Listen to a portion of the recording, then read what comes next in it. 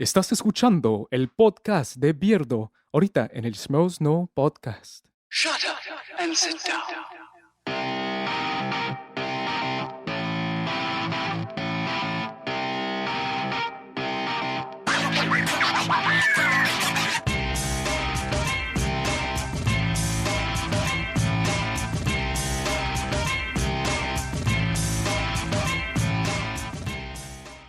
Ace Yes.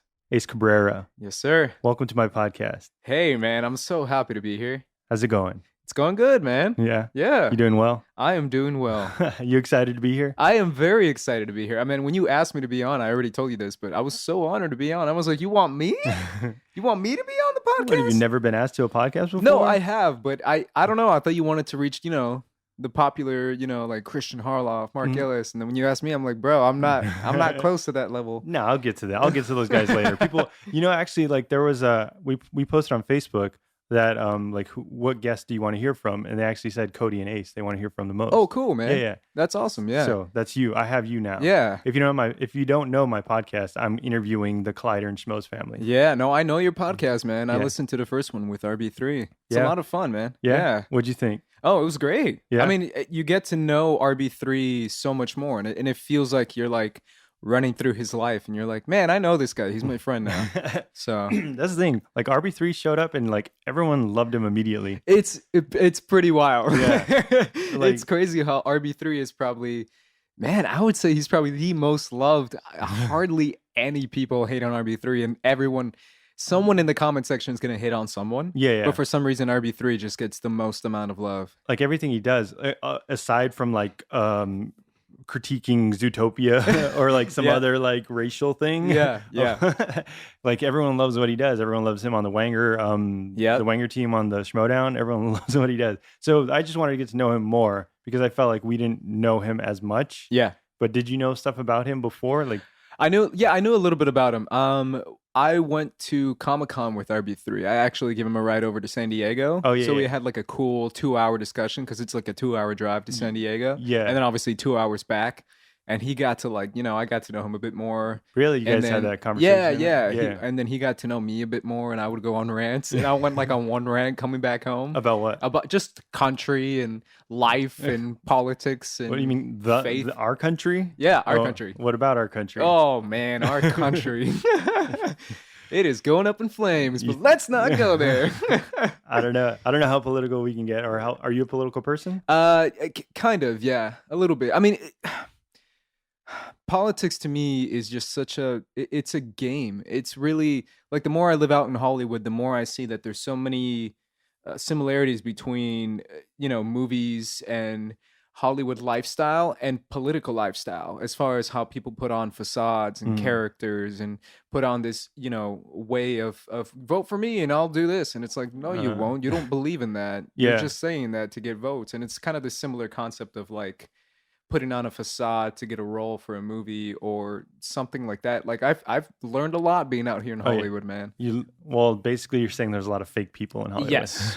There's a lot of fakeness in order to succeed at a higher level. Social climbers. Social climbers. I And that's just kind of learned how that term, politics yeah. is. Yeah. That social climbing in politics. Yeah, absolutely. Yeah. They just want to rise in their position. They just want to rise in their position, and they'll do whatever it takes, and And they'll they'll say say- whatever people want to hear. Yeah, it's hard not to be a political person now that Mhm. like we're surrounded by people who are just tweeting Yeah. political stuff Yeah. and just. I try not to, but when it gets excessive, when something gnarly happens in the White House or something, Yeah, or in the world, Mhm. then I have to tweet about it. And it's not, it's never going to be a right or left for me. It never will be a right or left situation where it's, oh, this is a right issue, this is the left. If you're on the right, you'd say this. If you're on the left, no. Yeah. There's some things that are just right and wrong, and there's some things that are just common sense in our country, and it shouldn't be tolerated. that's the thing. That's like what, like, like public education or anything like some like system like that. Like, why is it such a bad idea to like offer more money to public schools?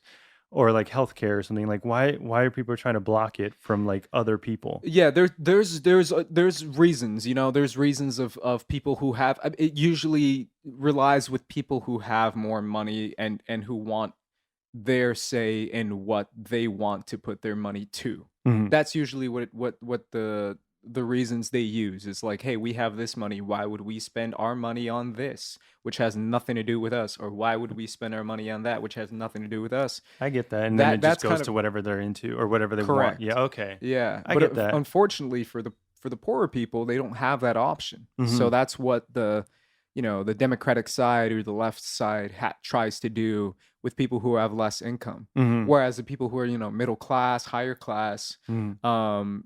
usually don't want that because they're like, no, we're fine. We don't want to change. Yeah. So Do you take it personally? Not you. I guess. Do you take it personally when you see the president puts a ban on immigrants? yeah, I mean, when you're an immigrant, and it's different for me. I put a post on Facebook a while back for anyone who knows, and I've talked about it quite a few on the show, and even on back in the day with Cody and Copster, I mentioned it quite a bit. Mhm. Is that I grew up my entire life in what's called border towns.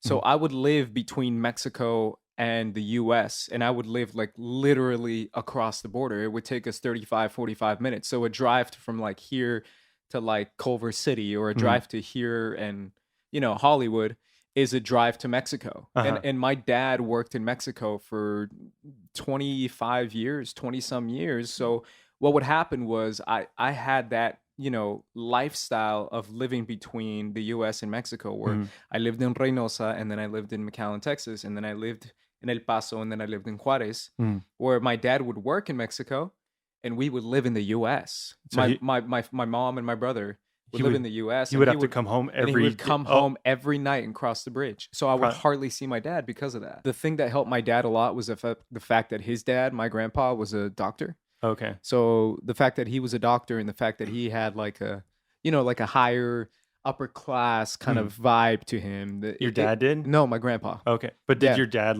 was he raised like to have that? No, honestly, no. My dad Yeah. lived in a tiny town in Mexico, like in northern Mexico, a Mhm. tiny itty bitty town, and there's like the town doctor, right? Oh, I don't know okay. if there's like that's a very common thing. Mhm. And my grandfather was a town doctor, Wow. but it's a very, how do I say, it's a very wanted job, right? It's Mhm. very, everyone wants a doctor, or when they see a doctor, they're Oh, like, yeah. oh, you're a doctor, that's cool. Like Yeah. that's something that's powerful because you have so much faith in the community. Like the community has so much faith in you. Mhm. So that allows you to have a little bit more of a opportunity, So did your dad want to be a doctor? no, it's funny. No, my dad's an engineer right now. Wow. And I forget the story, but I know he used to tell me that his dad didn't want him to be a doctor because of the, just the craziness of it, and he Mhm. wanted him to do something Uh-huh. else. So he got very into mathematics, and Okay. then math was kind of leading up to engineering as well. So that's Like kind of the whole thing that he got into. But my dad was like, dude, engineering, it's like the he job. doesn't like it? No, it's not that he doesn't like it. It's the job market out there for engineering is very different from one that's for a doctor. Uh-huh. It's competitive for a doctor, but is much more desired for a doctor. Whereas Well- engineers, the engineering status right now is that they kind of outsource a little bit more than Oh. they do for doctors. What kind of engineer is he? Is there there's different kinds, right? There's dozens of different kinds, and he's Okay. a lot, dude. My dad is like crazy. Like he's a nuclear engineer. Like he Whoa. did rocket engineering. Uh-huh. He did electrical engineering, mechanical engineering. So your dad's a smart guy. He's a very, very smart, Yeah. very, very smart guy. So and then that's where he went to University of Arizona Yes. for engineering? Yes. So did he instill all that education in you? Yes. Did he make sure okay, you're going to be Oh yeah. an engineer? He wanted you to be Not an an engineer, no. But both of my parents were extremely. I mean, especially my mom as well, Mhm. because I grew up more with my mom. Oh, okay. Extremely passionate about me being in this country for one reason and one reason only, which she would say every day to me, every time I got up, is to get good grades and to go to school and to be the best you can be and get a great paying job. And that's why I came to this country. I would Yeah, hear yeah. that every day. So and that but was what job did they want you to get?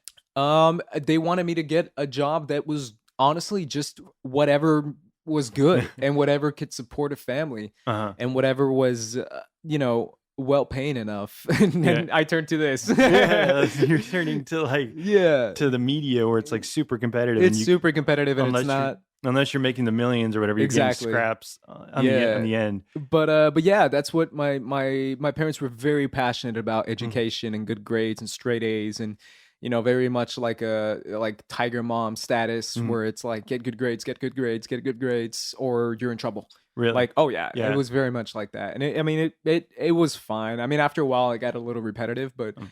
I mean it worked, right? I Yeah. mean I got good grades in school and I think I went to a good school and then it worked out for me as What well. college did you go to? I went to Arizona State, which Okay. is actually the hat I'm wearing right now as well. I don't know if you Oh, can I see. can't tell. It's like black on black. Yeah, it's black on black, but it's the ASU sign. So what was your major in But Arizona? my major was in business communications. I know Okay. I wanted to do something with business, Mhm. but I wanted to do something that I enjoyed as well. And what's great about that is that I also got to do a media program there, which Oh, was okay. fantastic. That's where I learned, a little bit more about script writing, about camera shots. Oh, It was like a separate program completely that you can kind of join on the side, and it was like an after school kind of thing. And it gave me some credit for school, but it was mainly something that if you were into, you can do this as well. so you were just into that and you decided to do it yourself. It had nothing to do with like your major or It had graduating. it had nothing to do with my major or graduate. This Mhm. was something that I heard about, and a friend of Uh-huh. mine, and then the professor I knew because she was a professor for another class, and then Oh. she was kind of leading up this program, and I was like, "Yeah, I want to do that. That Mhm. sounds fun." And then she's like, "All right, you got to apply for it. You got to interview for it." And I'm like, "Cool, let's do it." Yeah. Nice. So that program was a lot of fun, and that's kind of where I, got to get to used to being like in front of the camera and being Mhm. like, it was very much like kind of what RB3 is doing for USC, but in a separate level. We were more like the mediator between ASU and the communication aspect. So if you see a video saying "Come to our school, it's awesome," Arizona State has the best blah blah blah blah blah, and we have best programs in it, and you see a guy in front of a camera and there's a script and a copy for You that. guys did that? We were the ones who did that. Oh, okay. So my buddy Riley was the one who did like the Arizona State, Mhm. welcome to ASU kind of thing, or come to ASU because it's all that Yeah, yeah. that's the kind of thing we did. So we had to write scripts. We made it funny sometimes where we had to put comedic jokes in it. Mhm. And yeah, I learned a lot with that program, and it was Yeah. cool. Yeah. Did you ever think of like pursuing that more as opposed to business management? I mean, yeah, because that's kind of what I'm doing now. No, but changing your major, like did they have that as a major? Oh yeah, I mean, yes, but I was so far gone into it at that point Mhm. that I was like, you know what, I'm kind of I like where I'm going right now, and this program is doing a lot for me. So I switched campuses. I went from Tempe to West Campus, Uh-huh. and the Tempe campus is like the humongous.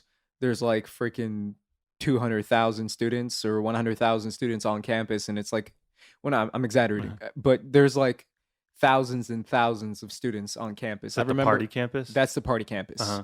And there was very much, it's fine. It's fun because there's a lot of cool stuff there, Mhm. but it's very disconnected as far as classes. I mean, obviously your freshman year, you have big classes and your sophomore year, you have big classes, but I had classes that were like, no joke, 783 people in a class. Really? Yep. One teacher? One teacher. Wow. Yeah. I mean, it's Arizona State. It's Mhm. the biggest school in the country. Yeah. I think it is. It was when I was there. And it's huge. And that's kind of the how do I say, the reputation we have where it's What? just like anyone can come to Arizona State and Oh, you just get it's in and it's a party ridiculous and school. it's a party school and Uh-huh. you're just there to drink and hook up with girls. And that's maybe true for freshmen, but those guys disappear. They get out. They get out. They don't care about school. They're there to party. Mhm. But the people who actually care and get the good grades and move their way up, you start to see that sophomore, junior year, senior. That's when you start to see people who are like, oh shit, this is a really good school. It's a great school with great professors. And when I moved over to that campus, smaller classes, professors who were actually passionate about, turn in a good paper, write some good stuff, learn how to write better, Mhm. stuff that, I can use for my life, stuff that I want to use. And stuff that to me, I realized I was like, man, this is a really good school. It gets such a bad rap, but we got some great professors who are, well regarded and well known and prestige in all over the country as professors. Uh-huh. And you see their backgrounds and you see where they're coming from. And you're like, wow, this is really cool. It just sucks that they're known for the party school. And it sucks that they're known for the party school and oh, it's party. And it's like, nah, man. But did you party out there? I actually did not. You didn't party? No? Why not? No. I mean, obviously I lived off campus. So, Oh, yeah. I was at home the whole time, which is the smartest thing I've ever done. Oh, you lived at home while going to Arizona State? How Absolutely. long was that drive or commute? Very long. And most of the time, like for 2 years or 3 years, I just took the bus, man, to school, which was a long time. How long? Is it, like a couple hours? It was like 2 hours. Just Yeah. to school. To school, yeah. Uh-huh. Because what I would do is I would walk to the bus stop, and then from the bus stop, I would take the bus stop all the way down to the train station, light rail station, Uh-huh. which we kind of have here in downtown. Yeah. And you would take that to the campus, and it takes you directly into the campus. So all that combined was about 2 hours and 10 minutes, 2 hours and 15 minutes. And would you just spend all day at Yeah. at class? Yeah. Okay. And then obviously if there was some time between class, shoot some hoops. Yeah. And then go back to class and then get on the bus and go back home. Yeah. Really? You never wanted to like move out? No. No. Why? Yeah, I Why mean, not? because to me,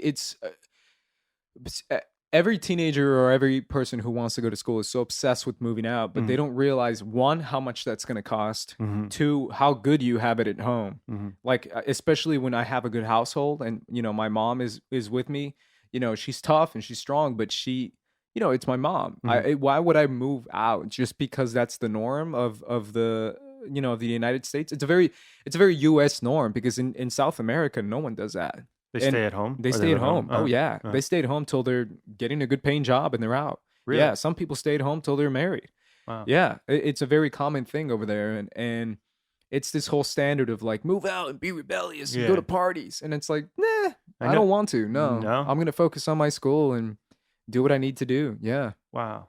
Yeah, I noticed like people kind of look down on you. You're like, oh, you're still living at home? Like, Exactly. How old are you? Like 25 or yeah, something? and it's something that it's so bizarre to me. I Uh-huh. never understood that. And Mhm. every time people are like, "Oh, I live at home," I'm like, "That's awesome, dude. Mhm. That's great." I mean, you have parents, you're saving money, and it's not like they have a leash on you. Yeah. I mean, just do it. Like, did you still have some freedom at home, or like what were you into? Yeah, I mean, movies and Yeah. comics, and as you can see in my house, this is all just like a nerd village right here. Yeah.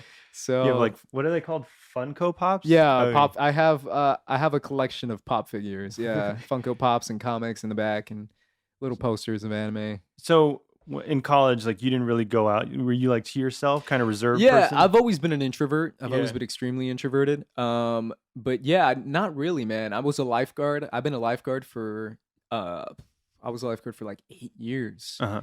And lifeguards are insane. Why? But What do as you far mean? as like just being party people and just being like, Oh, all okay. they do is just like, lifeguard and then go, let's go party. And I was like, nah, I'm You're just gonna never go in that? home. No, never really into it, man. No? No. So college, go to class, come Mhm. home, do homework, and then wake up the next day and do it again?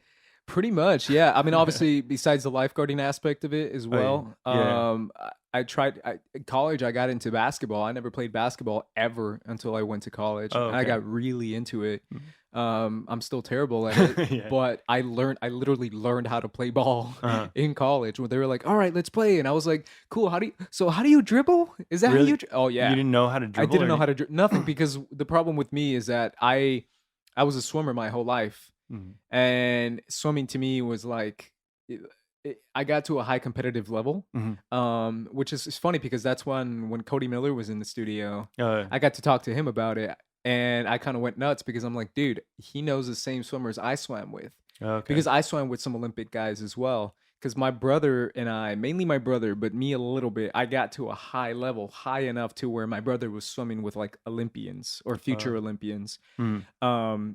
But yeah, he was swimming with like people who were like, literally, we would see him at 2008 Beijing. We're like, we know that guy. We used to swim with that guy. Holy crap, this is insane. Like the level we swam at was a very high level that we didn't do any other sports. All we did was 2 a day swimming, Wow. practice for swimming, 2 a day swimming, wake up in the morning, do it again. And it was an extremely high level. Like all through like childhood and high school? All through childhood, all through high school. You just and swam a lot. Yeah, in a very competitive level, and I swam at ASU for my freshman year as well. Okay, I was gonna ask, like, how come you didn't do that? I did, and it's insane, dude. Collegiate swimming, NCAA Division I swimming. Uh-huh. Oh my god. It was more than you could like Oh handle. yes, Yeah. yeah. Not just because of the fact that I was like, oh my gosh, this training is insane. You want us to run 5 miles and then swim? Oh, really? I would never do that in high school or any other training, but that's what you do when you're a Division I swimmer. So and did you would run 5 miles, you would lift, and then you would swim. And I was like, holy, how?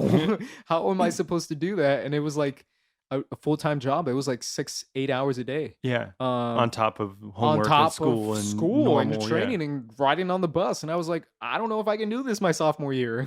Did you just not apply to it or Yeah, not? I just didn't do it my sophomore year. No. Yeah. Yeah. What? It was just I had to choose. There was a moment where I had to choose between school and swimming, and I was Yeah. like, I'm picking school Yeah. because I can't do this.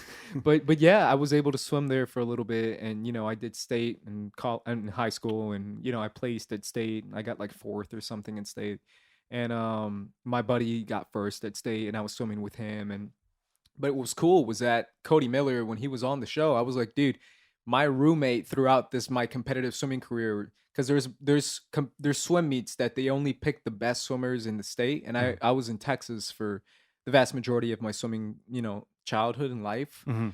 and that's when I lived between Texas and Mexico, Oh. and they would choose only the best swimmers of the state. And Texas and California are the most competitive swimming states that we have here. Mhm. Like the vast majority of Olympians you see like in all the Olympics are from Texas. Really? And Austin, Texas is like the mainland of where people go to, like, yeah. And I would just drive up to UT every weekend, man. It was crazy. And we would swim at the UT pool, and it was like my second home. And I was so used to swimming with these people who were extremely fast. And then I talked to Cody about it. I'm like, do you know this guy, Dax? Yeah. Do you know this guy? Yeah. And I was like, dude, I swam with those guys. You swam with the guys I swam with. So Because he's my age too, which is Cody crazy. Miller? Yeah, Cody Oh, Miller. okay. What got you into swimming? My brother. Uh-huh. It what's funny was that my dad was my dad obviously, but my brother was the one who eventually got it into. But my dad would swim in college for a little bit. He joined like the Masters Club in swimming, in college, and he swam with like a really well-known Olympian guy. I forget his name, and so he would take us swimming when he was like watching us or whatever, and he would take us to the pool, and he's like, all right, we're gonna go swimming, and I was like, oh man. So my dad would swim laps, and my brother would swim laps with him. Mhm. And my dad always tells the story where my brother is just like literally keeping up at his feet, and my brother's like 11 years old Super or 10 young, years old, yeah. and he's like, oh crap, he's a really good swimmer.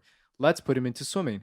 And I remember as if it was yesterday where my mom and my dad had like an argument Mhm. where they were talking about, like, because you grew up Colombiano and you grew up Mexican. Uh-huh. The only sport you're playing, bro, is It's soccer. soccer, yeah. And that's kind of the rules of the house. That's the only sport we know, and that's the only sport we're gonna play. They wanted you to play soccer? My mom did, and Huh. my dad was like, I know you want him to play soccer, telling my mom, Mhm. but he's really good at swimming. We should really consider that. And she's like, no, everyone knows that you're supposed to play soccer. All my brothers played soccer. My brothers before that played soccer. My dad played soccer. So it's Yeah, like this it's whole a traditional family thing. lineage. And my dad wanted to break it because he saw potential with my brother. Mhm. Eventually, my mom was like, fine, let's try it. They put us into a swim club, the only swim club in this city because it's a small town, between Mexico and the US. And my brother killed it, murdered it. And I was terrible. I was terrible at swimming for like my first 3 years of swimming. I was just a fat kid who could barely, like, all you have to join the team, you Yeah. have to swim all the way down the pool, and it's Yeah. a 25-meter pool. Uh-huh. And I was like, all right, all you have to do is swim down the pool. Ready, go. And I'm like, I'm going to do it.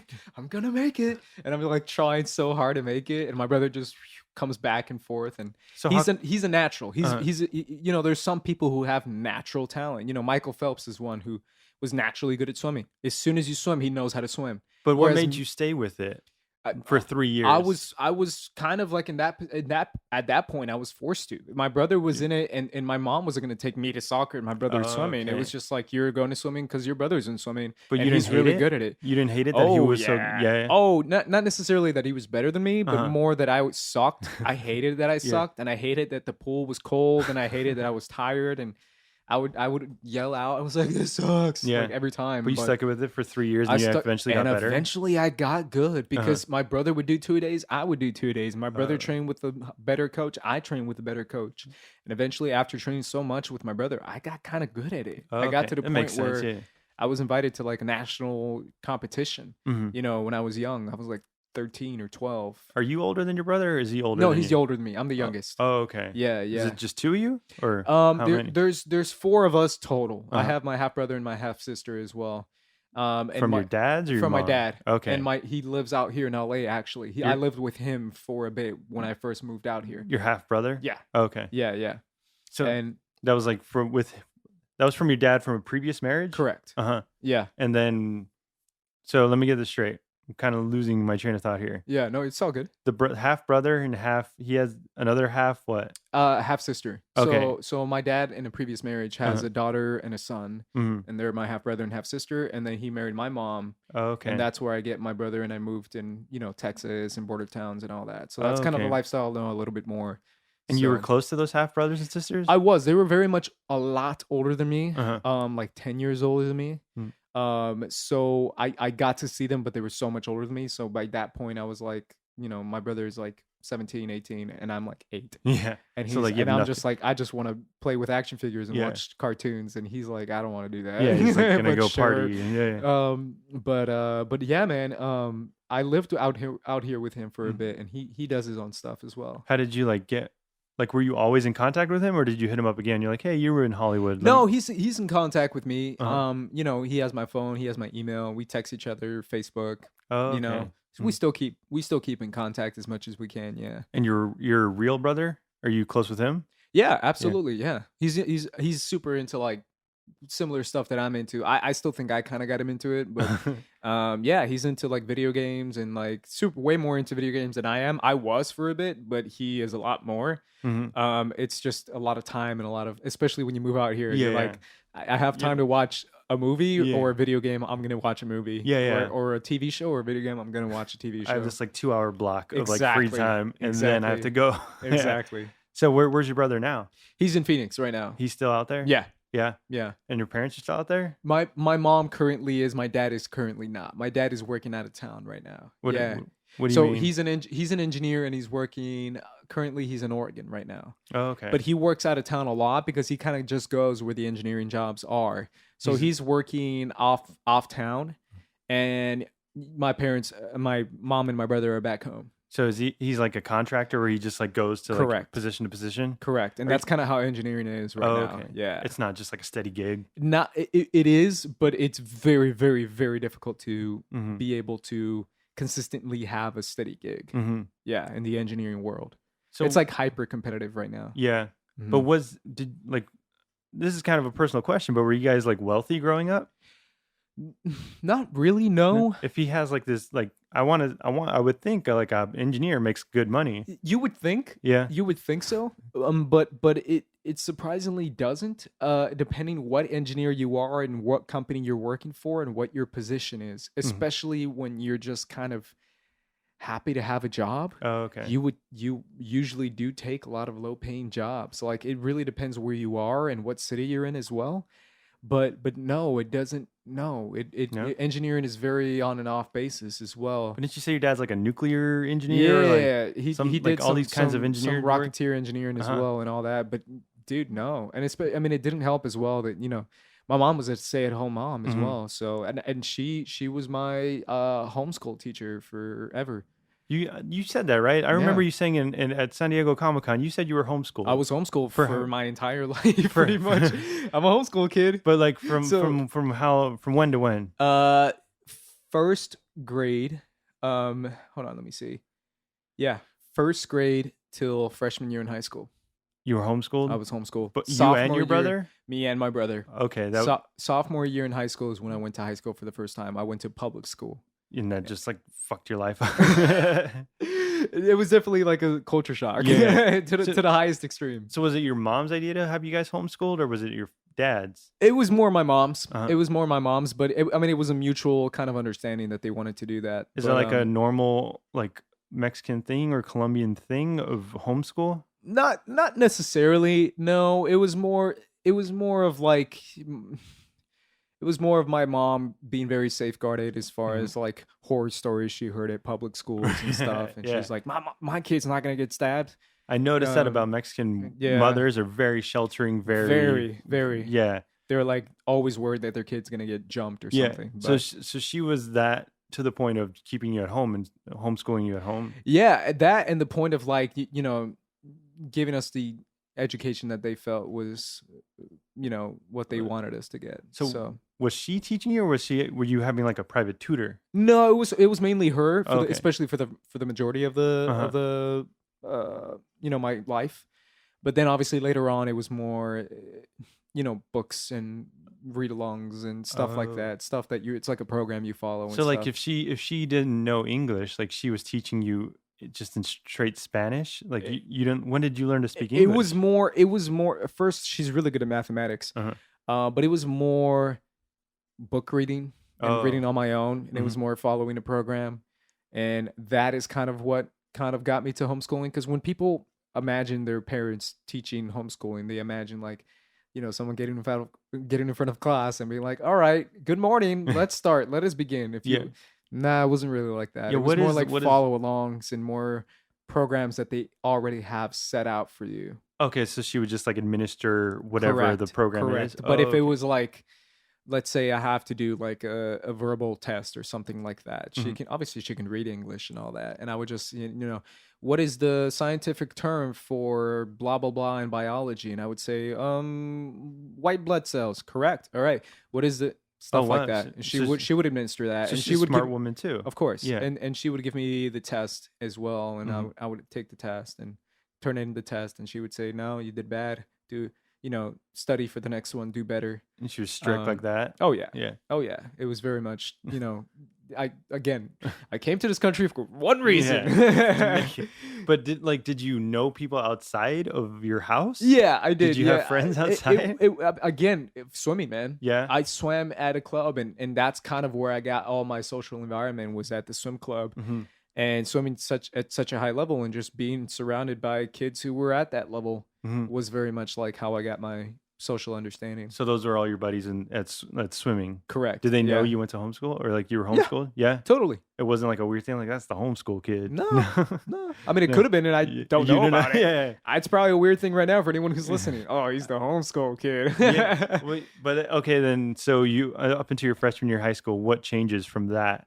How come you I felt my mom and I felt like, okay, it's time. Like I'm Yeah. 14, 15 years old. I need a break. You need a break from me because I'm crazy. Yeah. So let me go to school. I mean, I'm at the point now where I know enough friends and I know enough buddies that go to public school. Let me just go to school. Yeah. So I went to public high school, and it was gnarly. What happened? Was it just like I felt, how do I put this in a side of metaphor? I felt like someone threw me like in the middle of like a giant ocean of like craziness. Yeah. Where everything was just loud and everything. I was like, what's going on? This is insane. yeah, it's like children just Yeah. screaming. And it really is that. I mean, not to sound, either way I'm going to sound rude, but They're dumber than you, right? I don't want to say that, but yeah, it really is just like, I was like, yeah, I would hear those jokes when I was 8. Oh, really? Oh, they were more They were super immature than you. immature, Oh, okay. extremely immature. And I was Uh-huh. like, man, is this really how it's? That's funny, dude. Yeah. Yeah, And I yeah. was like, that's just like an 8-year-old immature joke. Yeah. But apparently that's what high schoolers are into. Well, public school. Public yeah. high schoolers are into. But- so, but- I did AP, I did Okay. IB. So you were in I the took the advanced honors level. classes. I Okay. took IB level. I took all the highest classes I could take because that's what my mom wanted me to do, and it was still easy. Uh-huh. So You weren't stuck with like a normal like English 101 class. Where, no, like, I wasn't. This I was kid I can't was, even read over here. No, I was stuck with the very much the very good teachers. I Uh-huh. like my teachers a lot. I mean, it was fun, and people who actually kind of gave a crap about Yeah, yeah. school. Yeah, and That's kind the of thing in public school. It's only like the APIB classes that care. Yep. And then the rest of public school, it's like, yeah, read this book and and they fuck off. don't really learn much. Yeah. It's sad like that. But it's also like because you like your mom wanted you to do that, to be Yeah. like a smart student. Yeah. And that's why like you actually tried. I did, yeah. And Yeah. in high school, as far as the classes go, for the most part, they were, what you expect. Mhm. And for AP and IB, and especially my senior teachers are the ones that really kind of got me into like, actually wanting to improve my writing and Mm. improving my skills and all that. Isn't AP and IB like 8 hours of homework a day? Yeah, I mean that's what they say, but I mean if you finish it quicker, it's Mhm. you know, it's So- not bad. Oh, it's based on you. It's not based on like just the amount of work to do. It's based on the amount of work to do, but it's also based on like how quickly you can finish that work, Mhm. right? So I mean, if I'm quick, and I'm usually pretty quick, that's one skill that I do have is I can focus on a task and just literally put my blinders on and just go ham Mhm. and finish my task for whatever I need to do. Sometimes I would just put music on and just go ham at home. Nice. Mhm. Fast read. You're a fast reader? Yeah, I'm Yeah. a super fast reader. Yeah, I wish I was a way fast reader. yeah. It takes me like a long time just to read a page in a book. I wish there's like a way to learn like, It to read really fast. was my senior teacher who kind Yeah. of got me into like, read all these like 8 books. And I was like, I'm not going to read 8 books, but I actually read those Yeah. 8 books. I which is remember, like, rare. In middle school, we had the assembly where like, okay, the kids who are going to go to IB, you're going to have 8 hours of homework a day. Yeah. And you're going to have all these tests and everything. I was like, fuck that. Uh-huh. I'm like 13, 14. Like, I don't want to do that shit. Yeah. But you stuck with it. I stuck with it. Yeah. Did you have like good grades with it? Yeah, I did. Yeah. It was, for the most part, the grades my mom wanted to get and Mm. wanted to see. So, and it's great that teachers actually give a crap when So they're she in was AP. she was like proud, or she was more okay that you were at public school now. Absolutely. She wasn't gonna be like, hey, no, come back. You're gonna be at homeschool again. Oh no. It was very much a mutual agreement between the two of us, where Mhm. we both agreed that it was for the better of us, for Mhm. both of us. What was your so- GPA in high school? Do you remember? No, I know it was like 8, Yeah. something like that. Super high. Yeah, Yeah. yeah. So did you know like what you wanted to do in high school?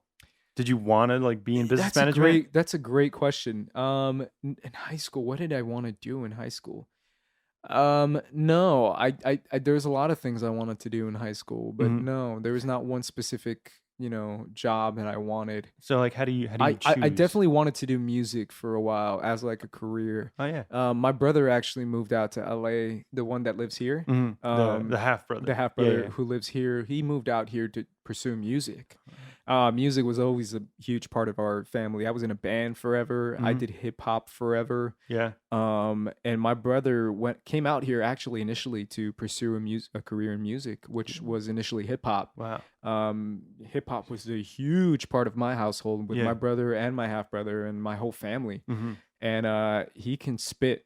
My brother right now, like he can flow really, really good. Nice. And he worked with producers and stuff, and he moved out to LA to pursue a career in hip hop. And were you thinking about doing that? I was thinking about doing the exact same thing. Yeah? Because I did hip hop my entire life. You're And gonna I be would MC Ace. I would go to ciphers, I would do battles, I would Yeah? do all that. Oh yeah, You would perform? I would yeah. Yeah. Yeah. And I would do freestyle battles and ciphers with like just me and then 10 other black people. And I was the only non-black dude there. And it was like the little Mexican guy. But how do you have like this courage to perform if you were just like in this bubble of homeschool? I don't know. I mean, I don't know. It was just something that I've always enjoyed so much, and it was Yeah. such a big part of my life that that's kind of that's avenues when I got into like musical theater, and then I would perform in musical theater as well. Oh. Yeah, and I did singing. I was in a rock band forever, like a punk rock band. Yeah. And then I got really into hip hop like my senior year of high school.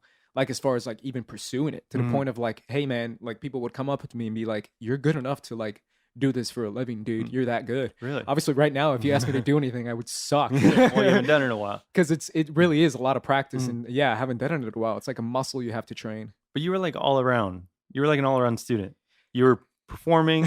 You were in sports. You had a 3.8 GPA. Yeah, You were just like the package, the perfect Sure. package. I mean, high school.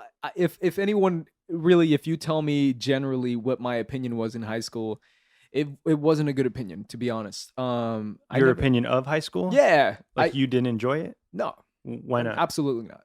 Because there's a point where people are nice to you initially, and then you start to, people start to lose interest in you, and they're like, "You're not cool anymore." So Oh. it very much is a very shallow world. So I went through high school being the nerdy kid. That's the thing. Like it's bad. Like you're looked down upon as like the nerdy kid, but like Yeah. the nerdy kids are the people that do things. Of with their course, lives. and Yeah. that's why I just kind of had to push through it. But yeah, high school wasn't fun, man. It wasn't fun. Were you I bullied? mean, huh? Were you bullied? Bullied? No. No? I would never. I'm too Mexican for that. You'd be like, fuck that. Oh yeah. no, dude! I like my parents is like my parents are so funny because they're so peaceful. Yeah. But my parents are the same people who tell me to start swinging. Really? They told you to Oh fight? yeah. Fight back?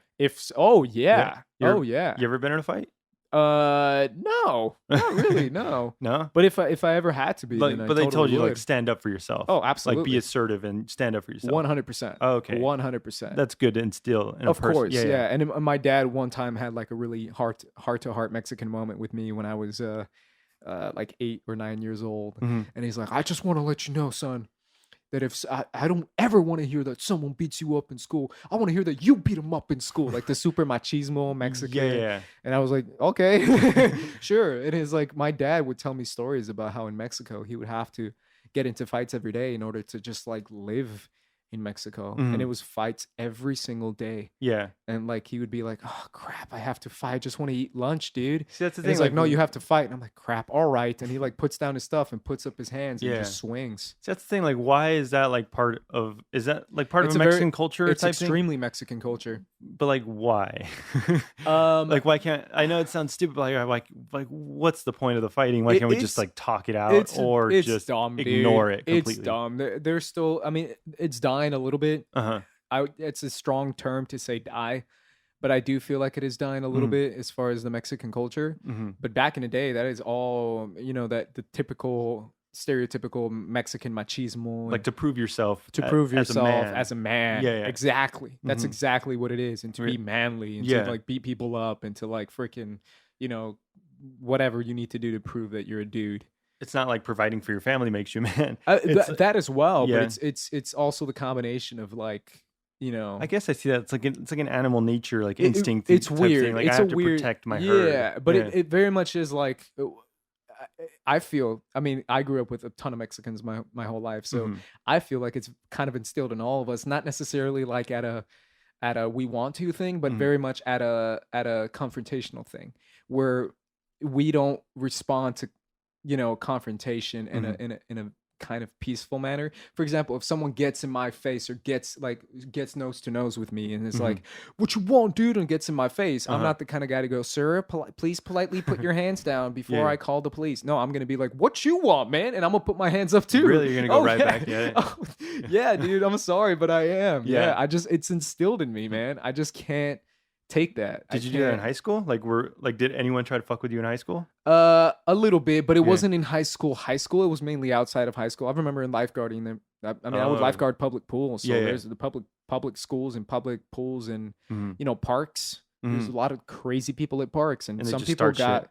got in my face, man. Yeah? they got in my face a little bit, but But nothing ever went down. no, nothing Yeah. ever went down, and my friend got between us and everything. Yeah, So, that's but the it was always a thing where I never had a moment where I backed down. Uh-huh. Because that to me, that's something that I was just instilled in me to like grow up, where I don't deal with confrontation well. Where as far as like if someone disrespects you, it's one of those things where my mom and my dad would tell me they don't have a right to disrespect you. Mhm. Absolutely no right to disrespect you. If you've done nothing to them and you feel like they have no right, then they don't have a right to disrespect you. And you tell them they have no right. You don't Mhm. say, "Yes, sir, I understand that that's your opinion." No, Yeah. get off my face, man. Straight up. Like that's like inside of me, man. Yeah, That's yeah. the Mexican part of me. You ever get in trouble for that? No. No. I mean, the one time that happened when I was lifeguarding, my friend was cool about it, and Mhm. it wasn't a big deal. But you never got in trouble for like standing up or asserting, No. like retorting back, I guess. Like No, no. not really. No, No, and it didn't happen too many times. Yeah, either. yeah. But no, not really, man. So in high school, like if you weren't bullied, like were you just like left out? Yeah, I mean, I was extremely introverted, man, Uh-huh. and I feel like we live in a world, especially in the United States, where it's a world full of people who are the people who succeed in this world. Mhm. Supposedly, but even on a very visual scale, is people who are extroverts, right? Yeah. I mean, look at our president, look at our previous president, look at any president, look at any kind of like person who's famous, right? Mhm. It's very much extroverts, right? Look at Kanye, look at Jennifer Lawrence, Yeah, look yeah. at extroverts kind of rule the planet with their, Well, yeah. big personality, Mhm. and me being extremely introverted kind of didn't have that, You didn't have what? Like, you didn't have, I like, didn't did you? have like the attention, or I didn't have people who would just be drawn to me because No. I'm very much in my own. I'm, in my head in a comic book, or in my head watching Justice League, or watching some, animated TV show or something super nerdy that But you didn't wasn't have friends that were into the same things as you were? not until like one friend senior year of high school later on. Mhm. And then eventually, throughout college, not really. Not Mm, really, no. no. No. Which is why I mean YouTube offers that kind of opportunity as well. I mean, I was on another podcast and I was talking about how, why do people watch YouTube videos about nerd stuff? Mhm. Why do you want to watch a YouTube video about, this certain anime or something? It's because usually your friends aren't into the same things you are. I mean, I Yeah. had a ton of friends who were, my music friends, my hip hop friends. Mhm. But when I mentioned, oh yeah, and this, Doctor Strange, or oh yeah, and freaking Goku, and they're like, Yeah. What? Like, What are "Get you outta here, talking nerd." about? Yeah. Yeah. So But okay, so you're saying, like, the YouTube videos are, like, the yeah, friends of the person. not necessarily I mean, that's a strong word saying the friends, but it very much is that connection that you might not have with your current friends. Uh-huh. It's a connection where you can say, I'm so happy that this thing gets me so excited that I want to hear someone talk about it the way I'm excited about it. Mhm. And YouTube gives you that opportunity to find someone who's into the same stuff you're into. So if I really want to talk about this certain anime, or if I really want to hear about, this cool episode of this TV show that just happened, oh my God, I want to hear who else is into it. You go on YouTube and you hear someone talk about it, and you hear someone discuss who's into the same things you're into, and you're like, yeah, I caught that too. Remember Yeah. that part when this, Yeah. it's actually assigned to this, and it's my theory that this, and I'm like, dude, I thought the same thing. Like, as you're watching the video, that, I mean, I think that's cool. I think that offers an opportunity. It creates a community Yeah. where there isn't one around you. Yeah, Yeah. totally. And if there's some dude like, I mean, in LA, everything is at least where I'm at, is like a nerd world, right? Yeah. Everyone's into nerd stuff. Now out here. it's like the thing. Now to it's be like in, the yeah. thing. But if you're like some kid in Florida or Minnesota or Alabama, Mhm. maybe you don't have friends who are into that stuff, and they're into Alabama football or something else, and you're really into, Spider-Man, Yeah. and no one else is into that. So you go on YouTube and you kind of have that opportunity to be like, yeah, this guy's into the same thing I'm into. That's so freaking cool. Mhm. Like, that's what YouTube offers at a good level, right? Yeah. That's the good part of it, because there's obviously a lot yeah, of negative parts of it. And a lot of crap on it. Yeah.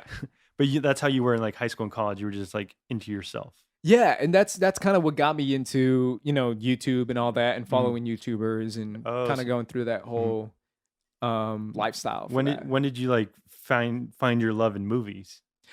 Oh, I was always kind of into movies growing up. Mhm. My dad would obviously watch the movies. I would just see the movies that my dad watched. But when it came to film itself, it really came. I mean, there's a lot of movies that I loved, man. But movies were always a huge part of us. Like, obviously Star Wars, Mhm. and you know, I remember being a kid and watching like Jurassic Park, and those kind of movies Yeah. are movies that I And you got saw really into, and my brother was really into. Okay, Yeah. so it was just like a bond between you and your brother, Yeah, or you and your family. It was kind of my family. It really Uh-huh. was. My brother was really into like disaster movies, monster movies. Same with my dad, and I was more into like, fun action movies and Mhm. comic book movies. Like, I remember clearly, still one of my favorite all-time movies, The Matrix. Mhm. Like, when I got into that movie, it was 1999. I was Yeah. 8 years old, but The Matrix was the coolest thing freaking ever. Like, the coolest thing for like an 8-year-old version of me. Well, And it's it's just still like cool. like the visuals of everything. The visuals, the cyberpunk aspect, Mhm. like the all black. Like, I was obsessed with all black. Like, and you couldn't really freaking- understand like the lore of it. I or- didn't. yeah, No, yeah. I didn't understand it. I just Uh-huh. thought it was cool. I Uh-huh. mean, this guy's freaking. I was always into my brother out here in LA. Mhm. He's super into martial arts movies, and he got me super into Bruce Lee and martial arts movies. And he would like come over and watch a Bruce Lee movie every time he was over for the weekend. And I got super into martial arts, like hyper into martial arts. So Bruce Lee was like my hero. I wanted to be a martial artist so bad. Like, I would get super into fighting games, and Tekken fighting games was like, I got really into it to the point where I could like compete. Mhm. And yeah, Bruce Lee, fighting, martial arts, wushu, kung fu, and all that stuff I got really into. So the fact that Matrix combined Oh, that cool martial arts combined with like the whole cyberpunk thing, all Yeah. black, sci-fi movie. sci-fi thing that I was into when I was a kid was like, oh, this is heaven, man. That It's just blew freaking your heaven. mind. Blew my mind. Completely blew my mind. And obviously Star Wars too. I was super into Star Wars like during the re-release of the VHS tapes was around 97, 96. That's when you first like saw. That's when I first got introduced Yeah. to Star Wars was the re-release. Was I think it was 96 or 97. And Was it like your father that got you into it? it was my Yeah. dad. He's like, here, I saw this movie when I was a kid. Watch it. And he just kind of showed us Star Wars, and we was like, oh, Luke Skywalker, Darth Vader, this is amazing. So your father is kind of a nerdy guy. Yeah, not necessarily. He's more like Not like in like a derogatory or pejorative he's way. more of like he likes film, and he Okay. remembers film at a very nostalgic level. He would show Okay. us movies that he loved when he was younger, or he would show us movies that he loved when he was really into movies. And Mhm. he's still kind of nostalgic about movies, and he can still name movies. And I'm like, what is that? And he's like, remember this movie? You Yeah. know, certain so-and-so was in it. And I'm like, no, I don't. But Yeah, like he's- Rocky won Best Picture 1976. Rocky was a huge thing with me and my dad. Yeah. Really? Oh yeah. It was I noticed that huge... too. Is that like a Mexican thing? I don't know. Because my father too, like he loved all the Rocky movies. Yeah. And I watched all of them like front to back all the time. Same, me too. Which really? is why, the Rocky movies always had a very close place to my heart because of that. Because my dad was such a big fan of it, and he would see it all the time, and I would see it with him all the time. Yeah. Did he have like the box set?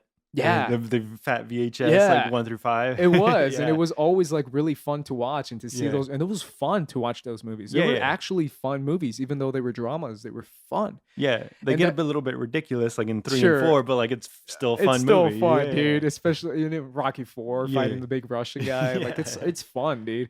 But yeah, that's why. I mean, I think it was last year, the year before, when Creed came out, and Yeah. I went with my whole family to see Creed. Really, you saw it with your father? I did, and it was very cool because we were like, man, remember you used to love these movies? And my dad and I came out, and we're like, dude, best movie of the year. Yeah. Love that movie. That was Loved such that couldn't have been a perfect movie Yeah, just for like the franchise itself and just for like the movie.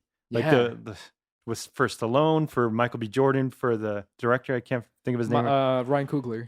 Like that was just like the perfect movie. So good. It was amazing. So freaking good. But Mhm. yeah, that was obviously a big part of it, and my dad was always into that. But that's what got me into Star Wars. And then Episode 1 was gonna come out, and look at me, right? I'm Yeah. into Luke. I'm into Han. Mhm. I'm already into the Star Wars universe, and now they're making a prequel.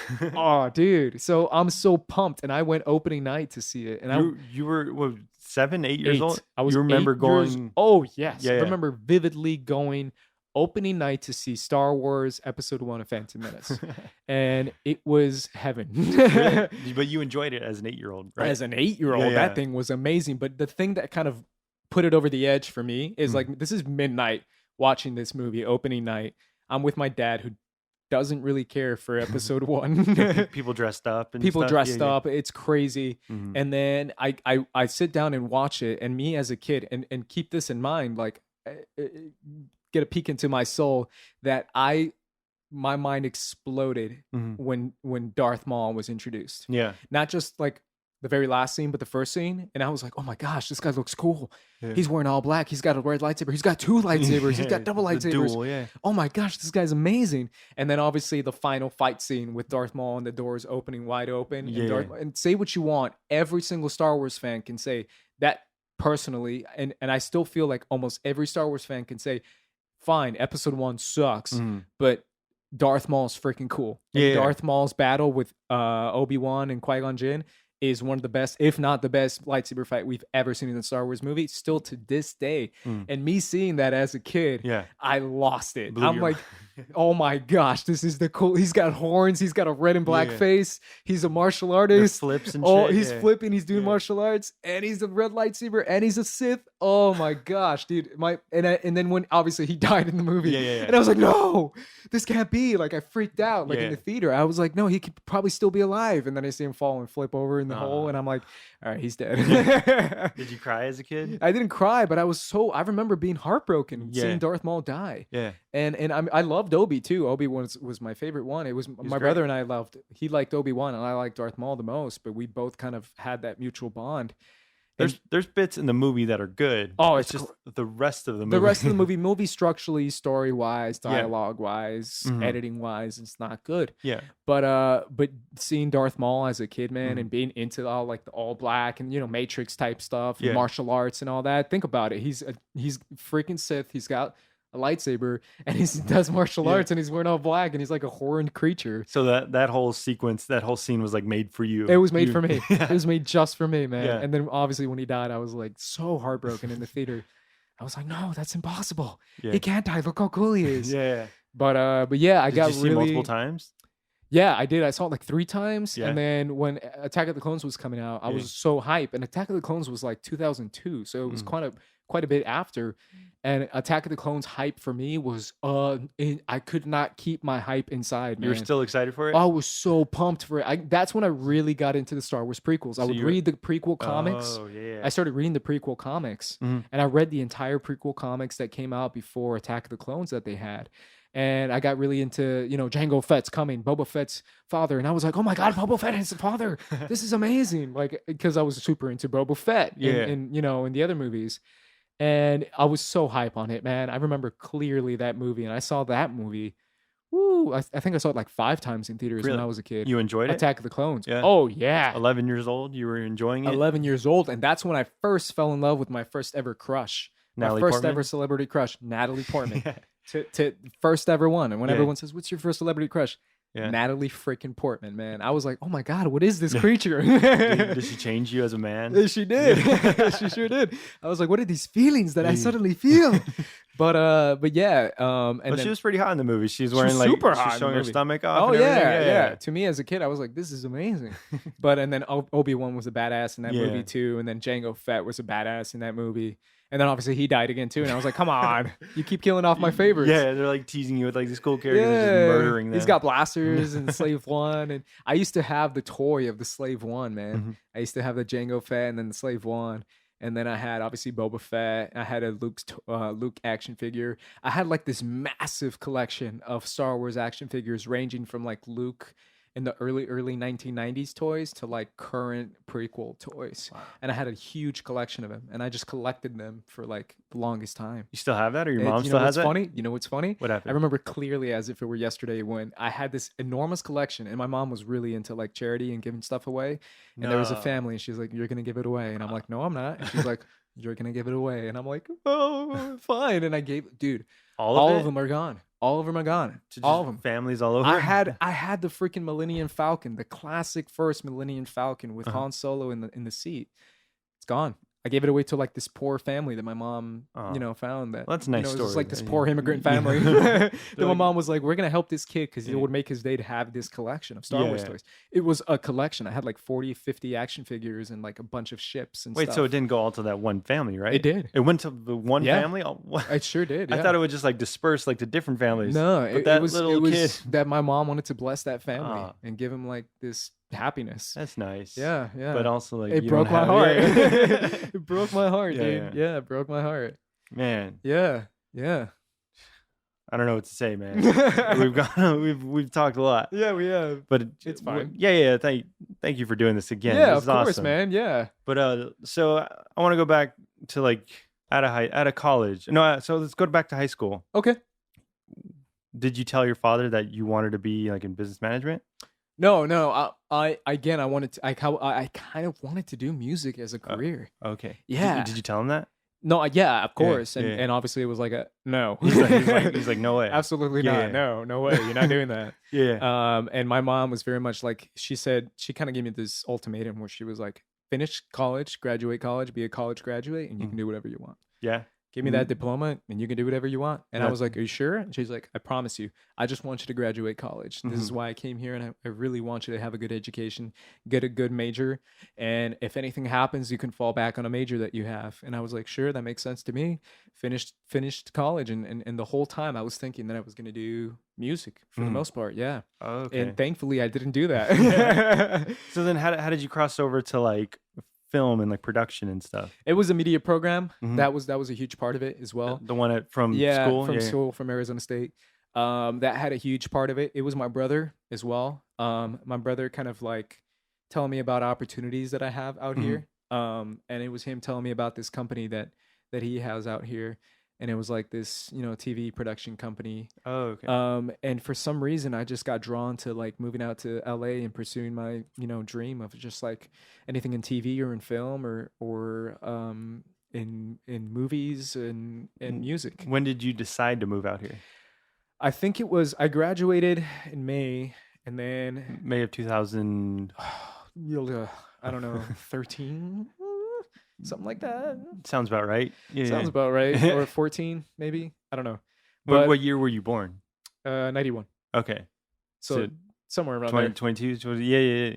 Yeah. It should be around 2013. Yeah. Yeah. So then you move out here like just automatically you move out here? It's crazy because what happened was I wanted to I kind of had this realization over the summer where it's like I want to move out to LA. Mhm. I want to move out to LA. I want to move out to LA. My brother's out there. He can have I texted him, I emailed him, and I'm like, hey man, what do you think if I move out to LA? He's like, dude, move out to LA. Do it. Uh-huh. I did it. I'm succeeding right now in my career. Did he let you stay with him initially? That's what the whole thing was the fact that I know my brother out there, so I can stay with him. Oh, okay. So that kind of gave me more incentive. Mhm. And then finally I tell my mom, I'm like, Mom, I'm going to move out to LA. And she says, absolutely not. You are. Yeah, why would she let you do that? Yeah. Absolutely not. Yeah, you're not going to do that. And then finally I'm texting my brother and stuff, and I'm looking for jobs out there. Mhm. And I'm looking and I'm looking and I'm looking. And I can't really find much, and I'm applying to different places, but it's tough. It's extremely competitive, especially when you're trying to apply to industry jobs Yeah. outside of LA. It's almost impossible. But my brother, There's thousands of people doing the Of exact same course, thing you are. They yeah. want to move here the exact same way you are. exactly. Mhm. So my brother tells me about this new company that's coming up, and it's like this new TV film company that's what's a TV company that's that one of his friends is getting into. Mhm. And he tells me about it, and I'm like, cool, let me totally apply to that. And I apply to that, and then eventually, after a few Skype interviews, I get that job. Yeah. Yeah. What was the job initially? It was the current job I have now. It was a PA for like a TV company. Oh, so you're still doing it now? Yeah, but I'm not a PA anymore. Oh, okay, yeah. Yeah. But I'm an so- associate producer now. So PA, you were just like a little step above an intern over there? Pretty much. Yeah. PAs do a lot of crap. Yeah, Yeah. yeah. But yeah, my brother told me about that, and then I was like, all right, Mom, I actually have a job now, so can Yeah. I move out there? And she's still like, nope. She said no. Absolutely not. I mean, it was very much like a back and forth kind of thing till eventually I was like, let me go. Yeah. Let me go. Did you ever think of And just I was like, taking off? I kind of told her. I kind Really? of said, Mom, I'm going to leave next week. Uh-huh. You can sit here and you can cross your arms, but I'm literally going to leave. Yeah, yeah. If you can either hug me and say goodbye and be happy, or you can, stay mad and say no. So what Because is I'm literally leaving. Yeah. I mean, I already have the job. I already told them I'll be there. like I need to be And- there. yeah. And she's like, fine. Eventually, 5 days before I left, she was kind of like, okay, fine. Wow. And then this is such a cheesy story, but I always tell it, but it really is like a powerful moment between my mom and I, because we have a very close relationship since I was homeschooled by her. And since I was, she was all I saw for the longest time. Whereas my dad was, working in Mexico 14, 13 hours a day. Mhm. And it was, we sat down and we watched Tarzan. Mhm. And the Disney animated movie Tarzan. And Tarzan has this great scene where it's funny because the entire story of Tarzan is very similar to that of someone who's like self-identifying and trying to find themselves and trying to see who they are as a man. And obviously it's between ape and man and all this stuff. But there's this scene where Tarzan discovers who his real parents are, and he's gonna choose to leave with Jane on the ship back to England and leave his mom. And then his mom shows him, these are your parents, and we found you and all this stuff. And he's like, and she then says, you choose, you could stay here with us, or you can leave and pursue your life as like a human being. And then there's a scene where Tarzan comes out, and my mom and I are watching this together, and there's a scene where Tarzan comes out, and then her mom just starts bawling and crying. Yeah. And then Tarzan kind of like kneels down next to his mom, and he's like, no matter where you go, no matter where I go, you will always be my mother. Yeah. And like hugs her, and then that's like the song starts playing in the back. Oh, my mom and I bawled our eyes out. Yeah. Straight up, dude. Bawled our eyes out. We were crying profusely. And that's what I kind of told my mom. And I was like, I just want you to know, this is kind of like the whole thing I'm going through right now. Like, no matter where you are, you'll always be my mother. Don't worry about me. I'll be okay. And then obviously freaking You'll Be in My Heart and all that jazz, where it's a mom singing to her song about You'll Be in My Heart and all this stuff. Like, come on, man. So that That's gonna movie- make anyone cry. So every time I hear that song, it makes me bawl like a little baby now. Yeah, still. Oh yeah. So And- that movie just like spelled out what you wanted to say, and like what you Yeah. how you wanted to explain it to your mother. Absolutely. Yeah. And I knew it too, because I was watching and I was like, I need my mom to watch this right now. And I know this is we always love Disney animated movies. Like it was just something that my mom and I would always watch together. And you had seen Tarzan before? Oh, yeah. Before? Oh, so of you course. knew the ending. Oh, of course. But then you just you're like, Mom, like watch Yeah, like this is exactly. what I'm going through. This is yeah. And and that was a huge moment for me where my mom understood and she was cool with it. And yeah, and we still have a great relationship. I like talk to her every day, and yeah, she's like a huge inspiration for me. Like the things that she did for us to succeed in the US and the things that she had to do to come to this country is insane. It's like the mind-boggling. It's like the perfect like American story. Exactly. I mean, American dream story. Well, sure. Why are you like Not rolling yet. your eyes? Yeah. 3 years later, Andres is found in the gutter of Los Angeles, California. No, I'm kidding. Don't say that. But no, like they went through all this stuff. They immigrated to America for you to find a better Correct. life. Yeah. And now it's your job to make that better life for yourself. Yeah. It is. It is. Thank you for the pressure, man. No, I'm just saying they gave you. I know. I'm saying they gave you the opportunity. Yeah. Now don't fuck it up. So you better be filthy rich.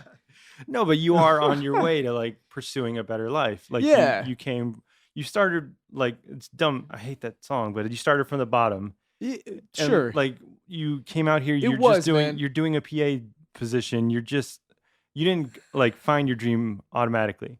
You had to work up to it. I did. And it very much is like a ladder you're attempting to climb where you're working as hard as you can, especially in industry jobs too. Even if it's like a no-name industry, like no one knows where I work, no one cares what I do, but I work my butt off every day just to succeed. And sometimes no one recognizes it. No one recognizes it. It took forever for anyone to even promote me. And I was like, dude, finally, because I did stuff that was way above and over my PA gig. Yeah. And eventually they were like, fine, like we're going to make you associate producer for this and pay you decent money and not pennies. Yeah. And so your hard work paid off. It did, yeah. And it's also like... And I'm still hungry for it to pay off more. I still think I should be a producer, but that's just me. That's like a whole different conversation where the stuff I'm doing for my job, I'm like, dude, I've written for TV shows. I've established shows. I've made pitches. I've made marketing campaigns. I've done a lot of stuff that is way above and beyond my AP gig. Yeah. Give me a freaking producer job. If anyone is listening. But also, when you were the PA person, like you didn't say no to anything that was given to you. You said yes to everything. Everything. And they asked me to do some gnarly stuff. My friend and I were actually looking back at it because when we both started at the company, I was like, dude, I had to do this, and this. And I was like, there were moments where I had to stay at work till like 10:30. Yeah. For just to finish some work that they had me to do. And I was like, so like baffled. I was like, how can I've been here since 7 and you want me to stay till 10:30? Like crazy stuff, man. And you were never like, I'm not getting paid for that. Like, I'm not like, that's above my pay grade. I'm not getting paid for that. So I'm going to say no. I didn't say no. You had to say yes. I said yes to everything. To everything. Even if it was unfair. Yeah. And so sometimes that pays off. Sometimes it doesn't. And but it's paying off for you. Right. I hope so, man. But that's like the thing you have to go into. Like, you have to say yes to everything. Yep. Because you're not going to start at the top. No, you have to show who you are as a human being first and seeing how much of a hard worker you are. And that's kind of how they measure you, especially like in industry type jobs where they see, man, this guy's a hustler. This guy can handle this stuff that I'm giving to him. So, and especially when you're in like high intensity, like if you've been on film sets, for example, I'm sure you have, where you see how quickly, yes, I need a PA to grab me this. All right, bring back a table, please. All right, can someone grab this person right now? We need him right now. Oh, quiet in the hall room, quiet in. Yeah. Everything is just a million miles an hour. The PA is the first guy to get there and the last guy to leave. Exactly. And he gets paid the least. And you're cleaning stuff and you're basically like a janitor for hire. You're cleaning everything. You set up everything. Making sure everything's set and making sure everyone's happy, making sure talent's happy, especially that's another part of your job. Making sure the director's happy, making sure they have their coffee and they're happy as well. And obviously I had this typical Hollywood director and my job, even then, even though it's not a Hollywood gig, but it's still like typical Hollywood director type guy where he's just extremely loud and loud and rude and screaming and Rude? yeah, Yeah. well, not rude, but like, extremely like, I need this, I need quiet, Yeah. quiet, everyone, all right, I need someone to grab me this right now. Uh-huh. Come on.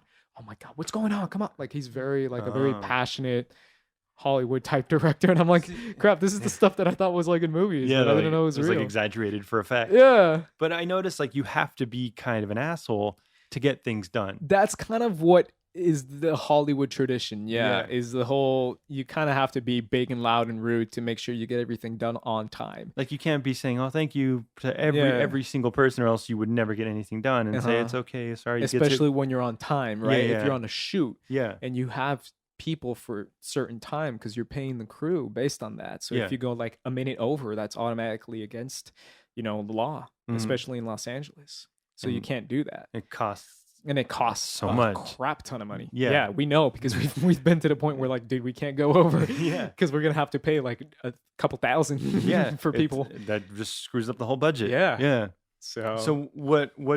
Excuse me. What do you want to do now?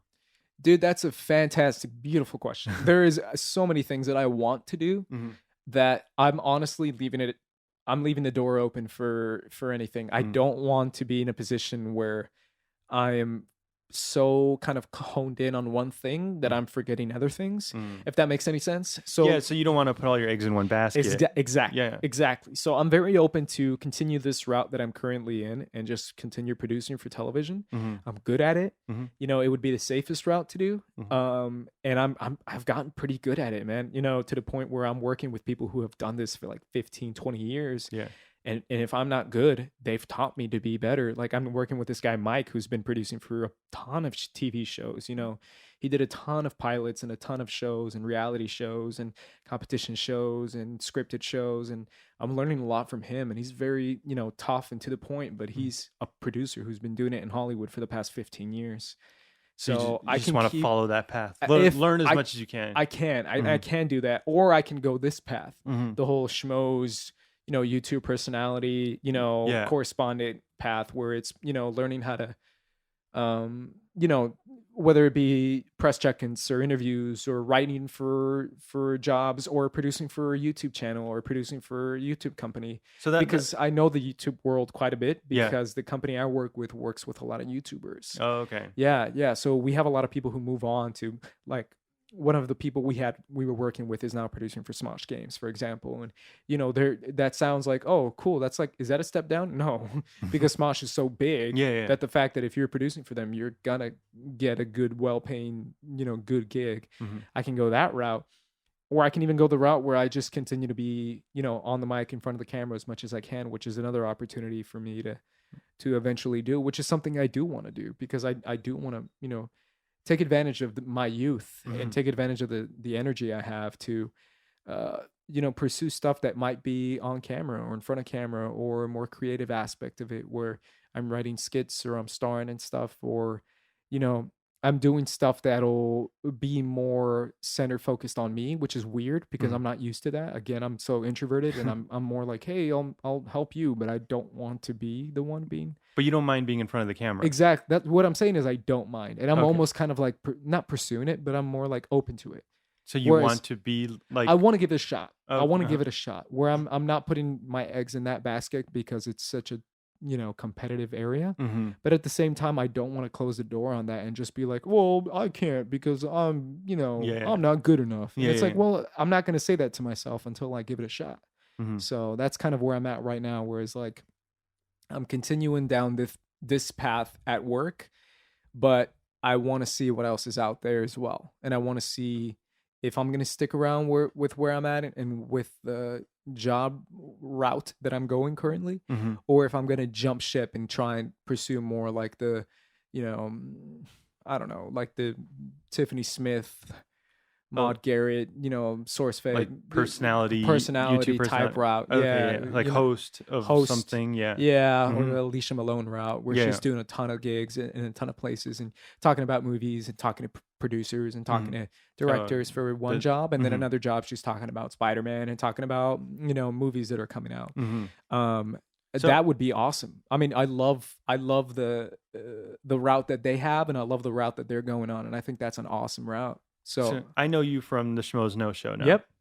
What do you do from there? Or like how did you like come about the Schmoes, and what do you do for them? Yeah, so I first it was funny because I moved out to LA, and then as soon as I moved out to LA, like a couple weeks later, there was this Comic-Con called Stanley's Kamikaze that was out there. The LA Comic Con one? LA Kamikaze, yeah, Yeah, but yeah. back then it was called Stanley's Kamikaze, and it was Yeah. like the second year it was up, or the first year it might have been. Mhm. But yeah, I was already a fan of the Schmoes, man. I followed them on YouTube before that, and I've known their stuff, and I followed their movie reviews, and I was really into film.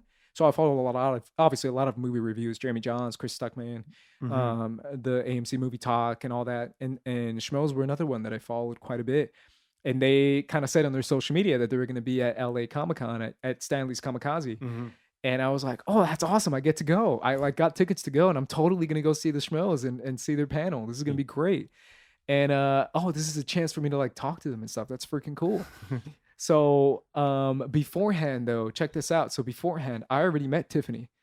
I met Tiffany Smith? I met Tiffany like my second or third day here in LA because she was working with my company. Oh, okay. Yeah, because And we work with a lot of hosts and stuff. and was she already part of Schmoes at Yeah, that point? of course, Okay, yeah. So yeah, so I meet the first schmo I met was Tiffany Smith. Mhm. And I was don't even start me on that story. I was like, oh my god, it's Tiffany Smith. What am I gonna say? Yeah. I didn't know what to say because to me it was just like I see these guys on YouTube and stuff, and it's so freaking cool that I get to like see them in person. And then you see I was like, the beautiful Tiffany Smith. absolutely. Yeah. So obviously I was very nervous to meet her, but I met her and I was like talking to her and stuff, and I was like, yeah, I'm a fan of Mark and Christian and you guys are Mhm. cool. And she's like, oh, that's awesome. But and then 2 weeks later, Uh-huh. I go to Kamikaze and I'm going to their panel and stuff. And then as I'm walking in, and my whole point of going to Kamikaze was to go to the panel of the Schmoes Mhm. and to like get to meet the Schmoes, which was kind of cool for me. And then I'm in the lobby to get my tickets for Kamikaze, and sure enough, all the Schmoes are like in the lobby, dude, Just hanging out. hanging out, and Yeah. I'm freaking out. I'm like, oh my gosh, should I introduce myself? Or should I wait for the panel? Am I rude if I talk to them before? Do you Were they- remember like who it was? Like Mark, Absolutely, Christian, yeah. So Makuga? it was Copster, Mark, Christian, Makuga, Alicia, Cody, Tiffany, and her boyfriend, and yeah, I think that was no, Ken. Oh, yeah, Ken was it? And Ken was there. Yeah, And so then did you just they were walk all up to like them? in a group talking, like in Mhm. a circle talking, and I was like, okay, I'm gonna go. No, I'm not. Yeah. All right. And then I was like, pick the person who feels like they're the nicest, most accepting person there. Who is and I that? was like, Copster?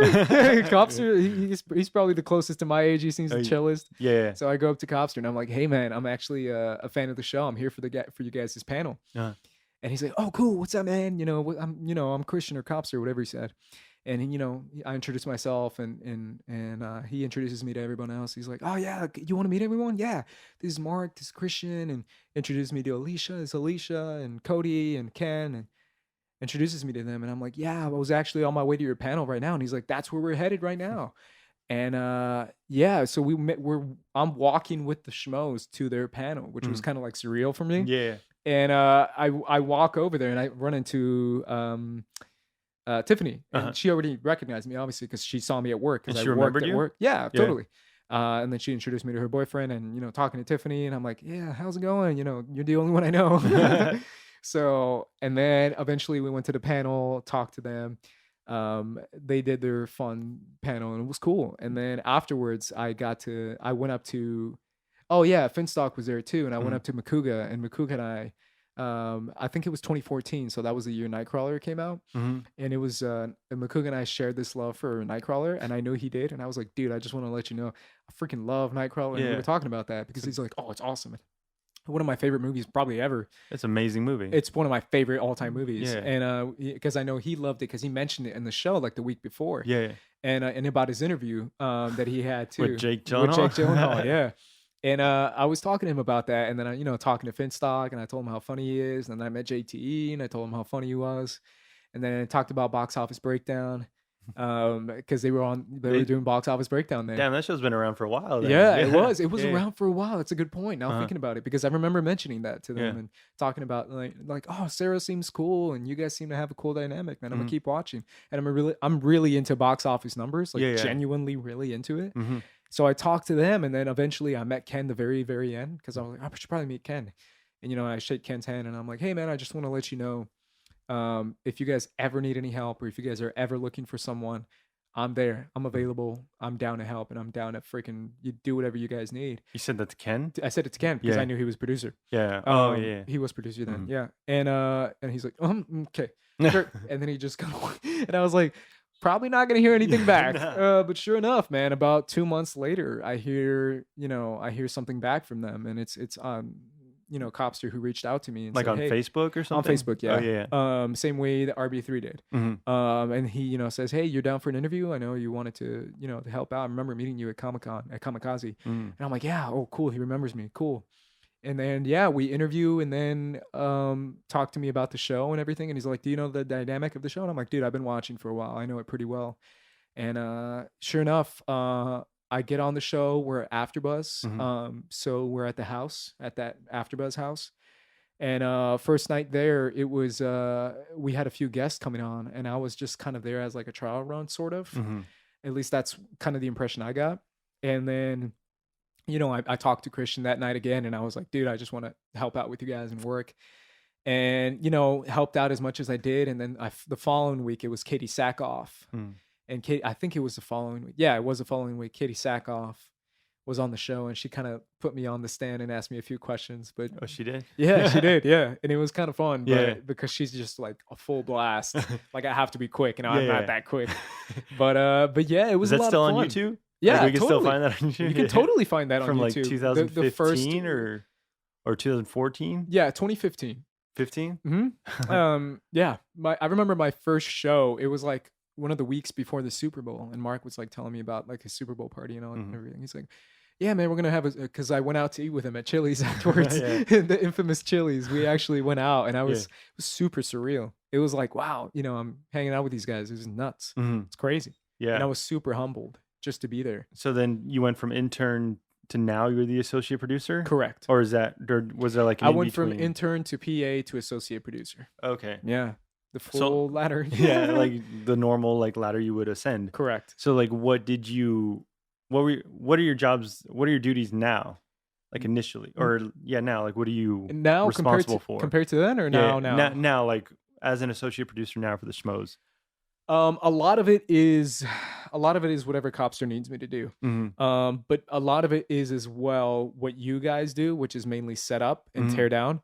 And then during the show, I run. I try to help Cody with whatever he needs. So if he has something on the stream, right? Because I'm on the stream. Cody Hall, the engineer. Yeah. He runs like the whole TriCaster thing. Correct. So if he needs anything, I'm there for him as well. And a lot of it is just being aware and being alert and preparing for any ideas that we might have for the show. Yeah, and for the time codes, try to run that. The giveaways, try to run that. Are you in charge of the giveaways, or is RB3? Or do you guys like share we it? Split it. Yeah, because we're like, dude, it's easier. It'll get done so much faster if both of us do it. Yeah. So yeah, we kind of both do that. We run that, and it's whatever Copster needs me to do. Because sometimes he emails us and tells us if we have ideas, and we email him ideas, and I've emailed him a few ideas and stuff. Or if they need like these like this poster or some type of prop or something for the show, then I'll usually run out and get that, or I'll help RB3 run out and get that. Yeah, so that's usually what I run and do. So for the giveaways, like do you just like choose someone at random? Like, no, I mean I try to give it some thought. I mean, it's usually a retweet for some Twitter. I know people for the most part, so I try to give it to someone that I don't recognize. Because you start to see the people over and over again, and you're like, this guy won last week, this guy won the week before, let's give it to this person who I don't know. So that's kind of how I run it, and just trying to spread the love. That makes sense. Like you can't give it to the same person and mention I mean if someone wins it 3 times in a row, it's going to get a little bit repetitive. So the other people are like, why am I trying if exactly it's gonna win if it's always the same person? Yeah. It's a fun show. Are you having fun doing it? I have fun doing Yeah. it, man, and everyone's super cool. That's Yeah, like yeah. the best part of it is the fact that everyone's cool. You know, when I was on the Schmoville podcast, they asked me, tell me secrets or how are the people really, and I'm like, dude, everyone's cool. Yeah. Like everyone's freaking cool. Even people who you think would not be cool, Mhm. like, oh, how's Finstock? I bet Finstock's some of the nicest dude I met. Tom Everyone's is so nice. super nice there. Like, Yeah. I'm kind of like when you first go, like when I first was there, I was like on edge. Like, I don't want to piss anybody off. I don't want to do Yeah. anything. But everyone's just like, how are you doing? Like, what's going on? And they're trying to get you like to talk in a conversation and open up and everything. Yeah. Everyone's just like super nice. Everyone is Yeah. super nice, man. Yeah, and it's definitely I've been through the years with the Schmoes Know Show, and I've seen people come and go, and Mhm. everyone, I can't say a bad word about anyone, man. Mhm. Whether it be Alicia or Miri or Sasha or anyone we've had on the show, and producers we've had or hosts we've had. Mhm. Tiffany is cool. Like everyone's freaking cool. Welcoming is the word I was looking for. Yeah. They're really welcoming. Like, okay, Welcoming. like you're part of the show. Yeah. What can you contribute and what can you do for us? But also like enjoy yourself. Yeah. It really is like you're a part of the show, and Mhm. I immediately knew that because I knew the vibe going in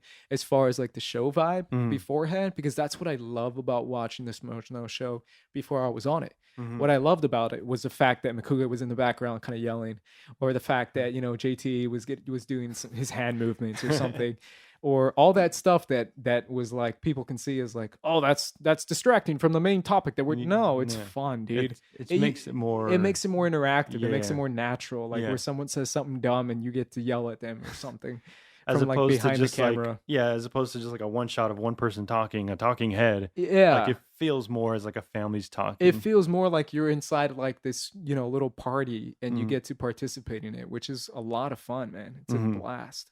I love doing it. Yeah. I'm most nervous around Ken.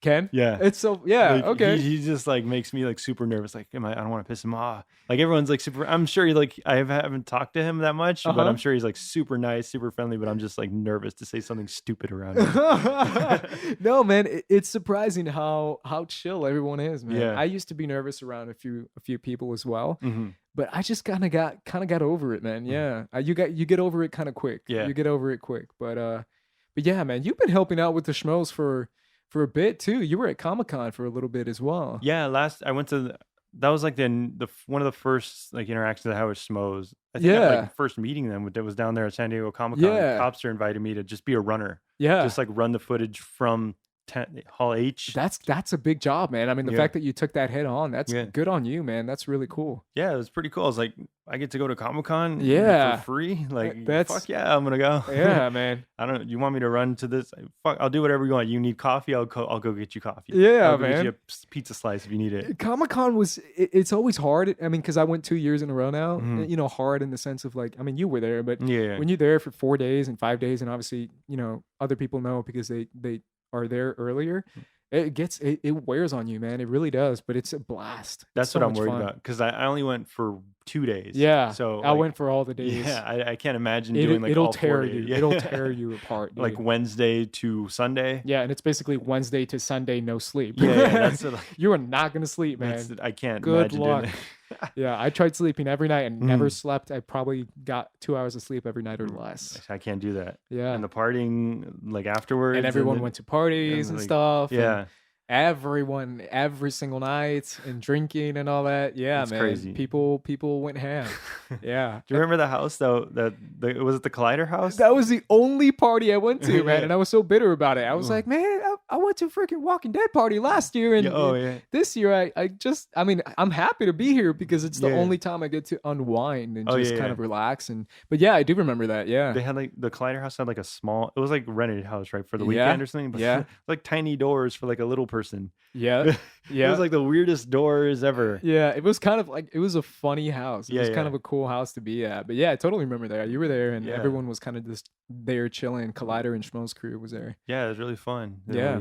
we took like a cab or an Uber to like a taco place. Yeah, and then just walked home from there. that was totally true. We Yeah. totally did that. That place was cool, man. Yeah, it's good memories you get there, man. Mhm. Like straight up, you get fun memories, and obviously, a big part of my crew at Comic-Con was because the whole weekend I just spent it with RB3, David, and Michael. Oh yeah, you guys were David kind of Griffin. doing. Yeah, David we were the Griffin. TV crew. Yeah, yeah, So David Griffin and Michael Medina Yeah. They were like part of my crew as well, and we did like tons of videos for, I think it was like 16, 17 videos Yeah, for anything TV or comics. Yeah, you were covering like Marvel's Luke Cage. Luke or Cage. We did all the like all the freaking TV CW shows. Yeah.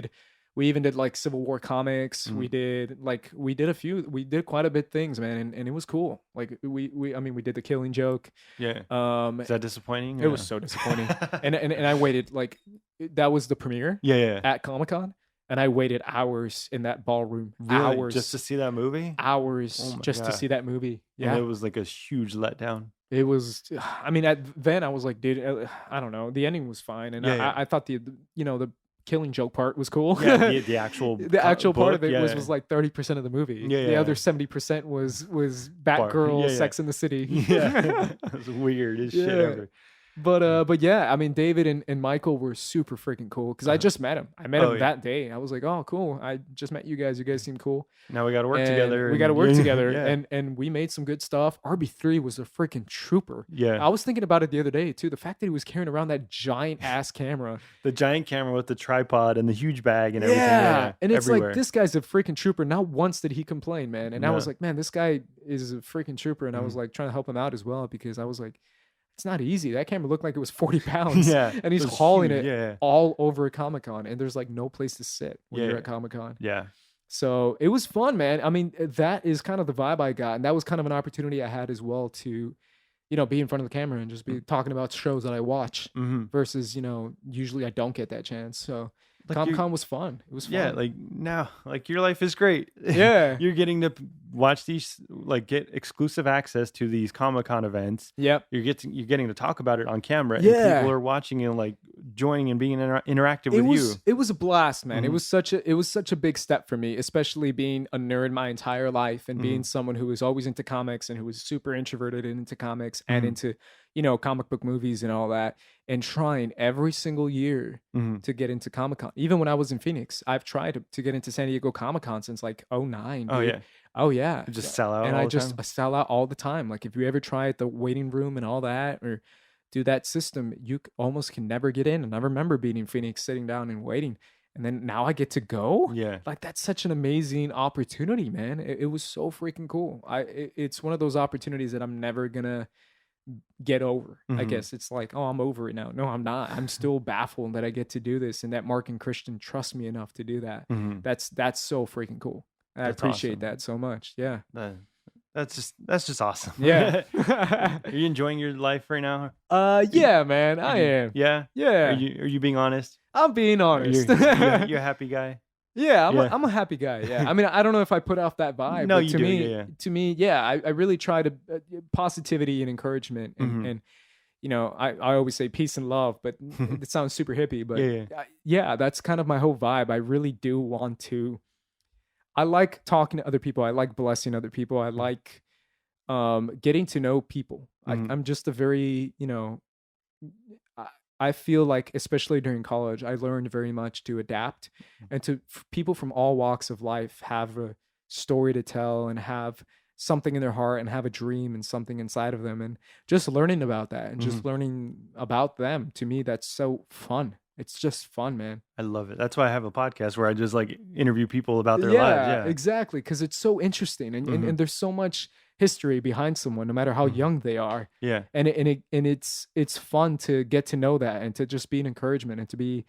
I always strive to be someone who is positive and someone who brings about positivity to someone's life, and I hope I do that to everyone that I meet. And that's kind of my whole goal, is to just be a genuinely good person in the midst of like this Hollywood facade that kind of goes around a lot, in the midst Yeah. of like people who are super cocky and people who feel like they're higher above someone else, or Yeah. and it's one of those things where, no, having the opportunity to be a good person and to be a genuinely down to earth human being and a positive person is rare Yeah. nowadays in this country. Mhm. So yeah, I mean, I always try to do that. You Yeah. struggle with it? No, not No? at all. No, for But- some reason I don't, man. Yeah. For some reason I don't. Obviously we all face struggles and Mhm. family struggles, life struggles, physical struggles, but no. I mean, think about think about where my life is now, and think Yeah. about the struggles that people are facing around the world and around Mhm. the country currently. I mean, Mhm. it's so much more than what I can ever imagine. Mhm. Why would I complain about the life I'm living right now? But do you struggle with like being nice to a person who's not being nice back? Um, a little bit, Yeah. yeah, but for the most part, Mhm. I think I'm doing pretty well at Uh-huh. that for anyone who's usually not nice to me, but most people are nice to me. Yeah, yeah. But yeah, I mean, I, it's always an encouragement to be able to put aside differences and to put aside anything else and to just be polite and nice to someone. I Mhm. think that's so powerful in this day and age, and to be genuinely acceptance of someone. I Mhm. think that's powerful because Yeah. we live in a world now where people are so determined to count out our differences and to point out our differences and to say they're different than me, so therefore I cannot communicate with them, or they're Yeah. different than me and therefore I cannot, you know, be friends with them or be polite to Or them exclude because them. or exclude them Yeah. because they're different than me. And I feel like I think differences kill our thoughts on differences kill each other, Mhm. kill our social structure, kill our political structure, kill Mhm. everything. Because if we only realize that as long as those differences aren't harming you, why are you so obsessed with making that a barrier between the two of you? Yeah. If you meet someone who has different beliefs than you, who cares? Yeah. Are they using those beliefs to bully you? No. Yeah. Then why would you care? Yeah. Like, why That do you to have to me, bestow your beliefs on someone else? yeah, and Yeah. and if they don't believe what you believe, that's fine. That's Mhm. totally okay as long as you show them that they're accepted in your eyes. Mhm. And that to me is more powerful than anything else, is the Mhm. fact that you can show a human being love and show them love not only in a way of, the stereotypical version of love, but love in a way of just talking to them and Mhm. just being genuinely interested in them and having a conversation with them and letting them know that, yeah, there's totally love out here in this world. And that's Empathy. what we got to show. Yeah. Yeah, empathy and Mhm. love and peace, man. Mhm. That to me is what it's all about, and that's the most powerful thing that humanity can give, and that's the most powerful thing in this planet. Mhm. So, yeah, I'm Yeah. going super hippie It's talk now, yeah. which It's I'm a totally not. No, no, no. You're not a hippie? No, not at all. You got a girlfriend? I do not. No? No, You've ever had a girlfriend? Like a long term? no, No? no. Why not? I think I remember us talking about this at Comic Con. Yeah? I think so. I don't know if it was you or a Copster, but no, I've never had a long term girlfriend. No, never like met someone you're interested in and tried to pursue that? No. No? Yeah, man. I definitely that's a front that I will always struggle with, and it will always be a struggle with me. What do you mean it's a front? It's like it's an area of life that I'm always going to be mhm. struggling with, as Mhm. far as just like going through high school and going through college, just being like, hey, so I was wondering if you wanted to go to no, okay, cool. I'll see you later. Oh, you Like, got I got turned rejected? down Yeah. all the time, Really? dude. All the freaking time. I was like, hey, I was wondering if you want to actually, my dog died yesterday and I can't. And I was like, oh, that's sad to hear. And that's totally made up, but okay. They would give you like Bye. every excuse in They the would book? give me every excuse in the book, Wow. man. I've had people where they've said yes. I'm Uh-huh. like, sure, yeah, I'll go out. And I'm like, oh, thank God. Oh, praise the Lord. And then the day of, they're like, oh, actually, my car exploded. Sorry. And I'm like, your car exploded? What? That's pretty severe. That's the first I've heard. Okay. But And- did you notice Yeah. that you were going for like a certain type of girl that No. wouldn't, it was just like all types of girls? It was all types Yeah. of girls, man. that would just like reject you? Yeah. Or just- what? Yeah. Really? I'm super shy. So Yeah. even just me stepping out to do that is Yeah. very hard for me. I can understand that, but like growing up being homeschooled until like I was extremely shy. I'm Yeah. still extremely shy around girls, man. It's Yeah, yeah. pretty bad. It's bad to the point of like, dude, come on.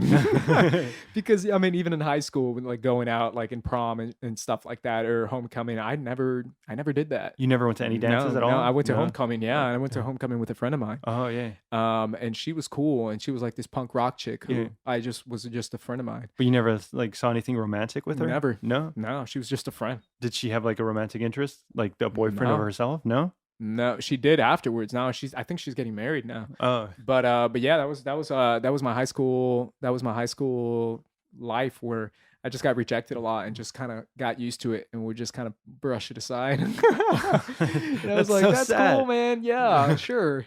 you never find like a nerdy girl or something to No. like that, like someone that's into the same stuff No. as you. You never found that girl? Never. No, Never. but there's girls out there. Are there? Now I'm playing. There's a ton, but Yeah, I but- haven't personally met one that Uh-huh. that kind of vibe with me.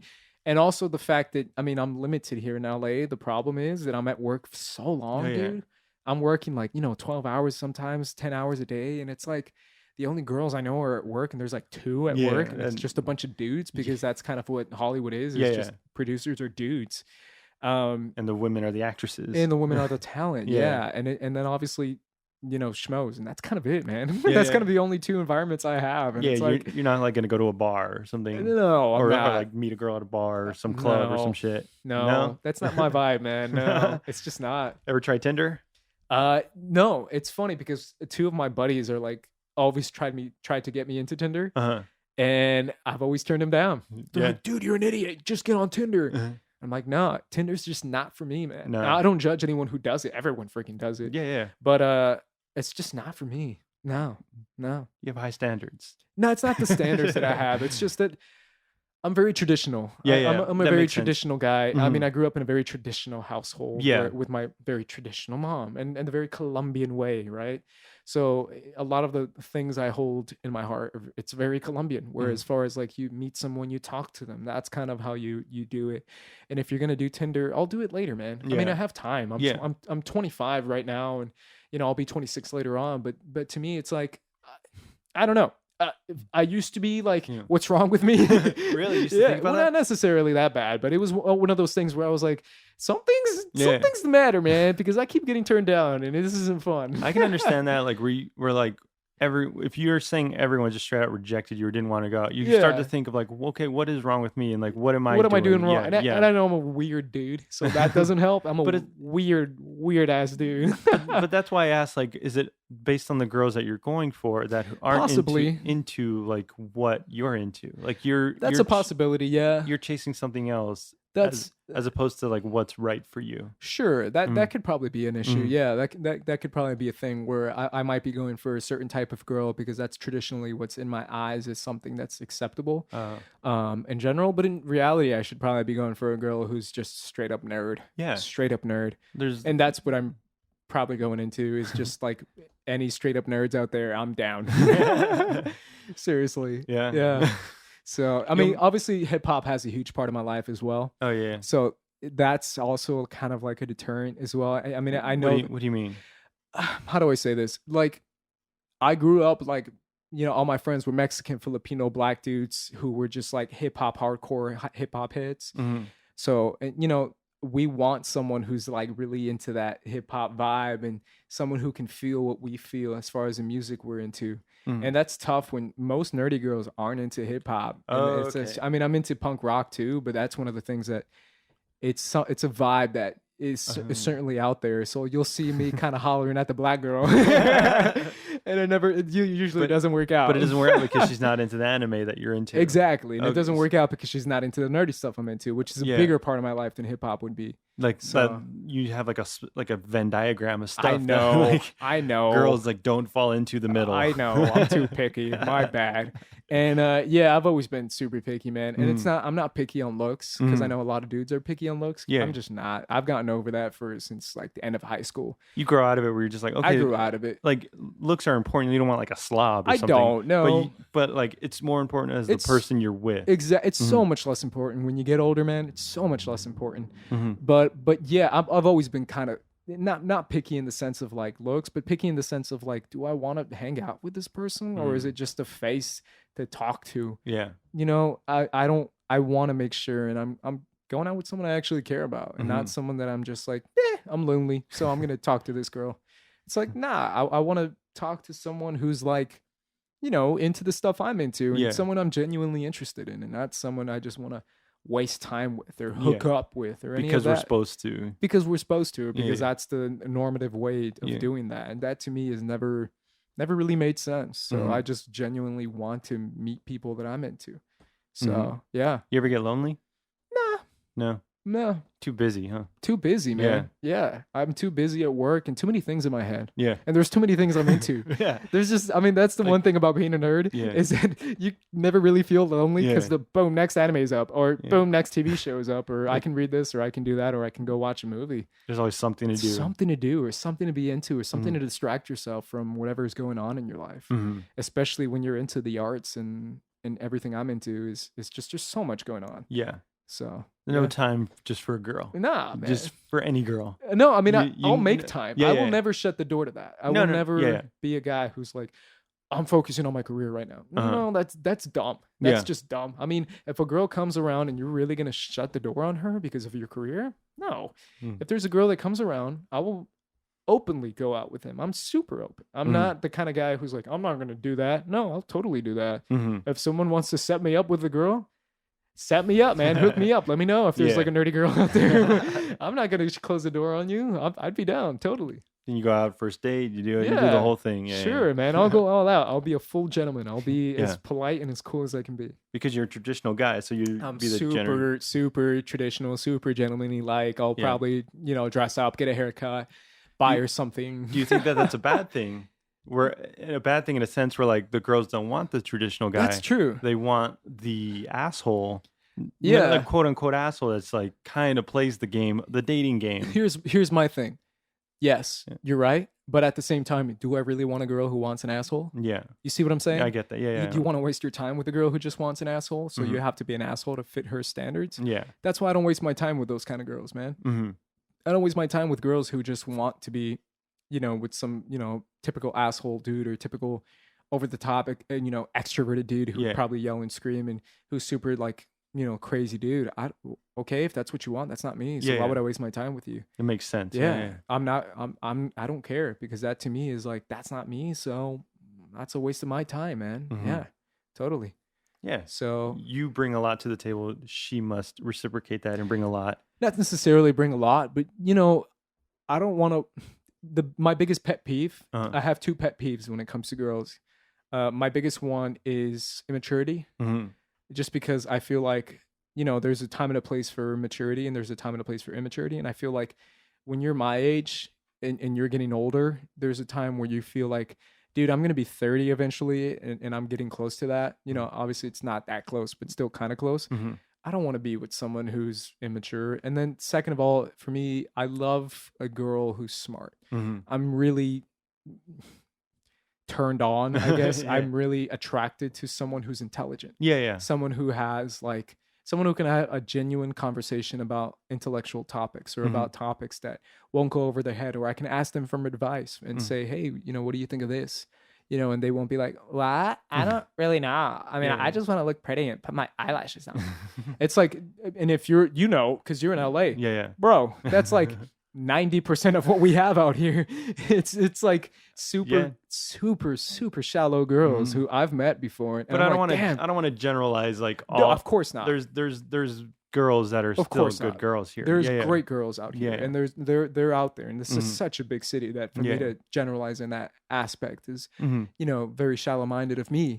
But I'm just saying there are some of those girls, Yeah, yeah. and that's kind of like my number one pet peeve is like, nah, Mhm. I don't care how gorgeous you are, but if you're that self-interested that you want to take 100 selfies a day and Yeah. just kind of be about yourself, you're not for me. You're just not. Yeah, sorry. There's a lot of selfish people in Hollywood, There is. but that's what gets you work Yeah. because you have to sell yourself and be that. Sure. Yeah. I think there's a balance to it. There's a total balance to yeah. it. There's a I'm not necessarily selfish, but I'm not putting myself aside. Oh, okay. Yeah. Coming out to LA, I learned really, really the hard way that I can't keep putting myself aside, especially as an introvert, and especially as a quiet guy. Mhm. I have the tendency to kind of undermine myself Mhm. and just be like, no, they deserve it more.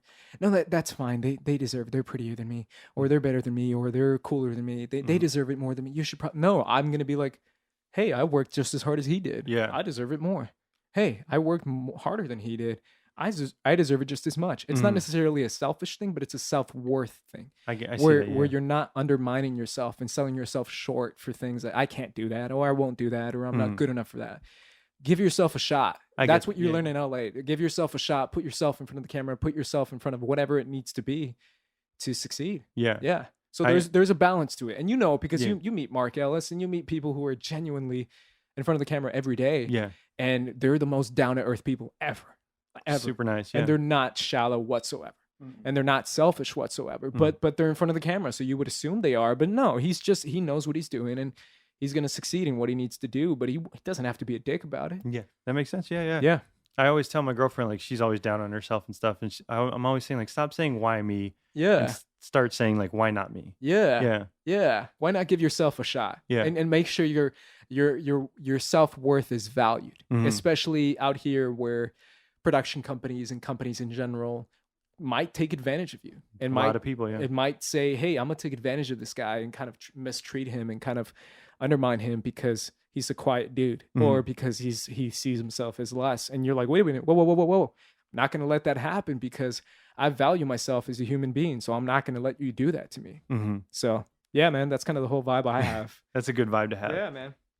We've been talking for a long time. I know. I can talk to you forever. I know, But man. don't you have somewhere to be? Didn't you say you had somewhere to be? Yeah, I do have somewhere to be, man. Let's end the show. Thank you for coming. Hey, man, thank you for having me on. I honestly was genuinely, gracious to be on here. I was like, man, that's so cool that you want me on. Thank you for doing this. This is awesome, man. Yeah. Where can people follow you on Twitter? Yeah, follow me on Twitter and Instagram at Squad Leader Ace. And I also, in the coming months, I'll have my, hopefully, fingers crossed, I'm kind of working on it, which is what you see as a background for my YouTube channel, which is going to be all anime. Oh, yeah? Yeah, well, mostly anime. I'm still going to talk about movies and stuff, but yeah, I'm kind of working on that right now, kind of setting out the pre-production aspect of it. Do you have your own YouTube channel? Or I do not, no. Or is the one with your friends? Oh, yeah, that's my buddy's channel. Oh, okay. I just kind of I'm just featured on his channel and just talk about some stuff too. Okay. Yeah, for sure. Something kids, right? Odd Kids Out. Yeah. Odd Kids Out, double D for kids. Oh, okay. Yeah. So thank you for coming, man. Yeah, thank you, man. Let me do housekeeping. If you're listening to this, give a like on the Schmoes podcast channel. 5 stars. Do all that. Share with your buddies. Share with your friends. Follow me on Twitter at Schmoes Beardo and Instagram Schmoes Beardo. Ace, any last words? Thanks for having me. Long live the Schmoes. Can you do one thing? My girlfriend wants you to do this. Yeah. Can you do like an announcer thing in like Spanish? Like, okay. For like who? like this show. Like you're listening to Don't Be a Beardo. Okay. On the Schmoes No show or Schmoes No iTunes feed, like in just straight Spanish. Can you do that? Sure. I'll try and improv that right now. Estás escuchando el podcast de Beardo ahorita en el Schmoes No podcast. Thank you. Let's No get out problem. of here. Thank you.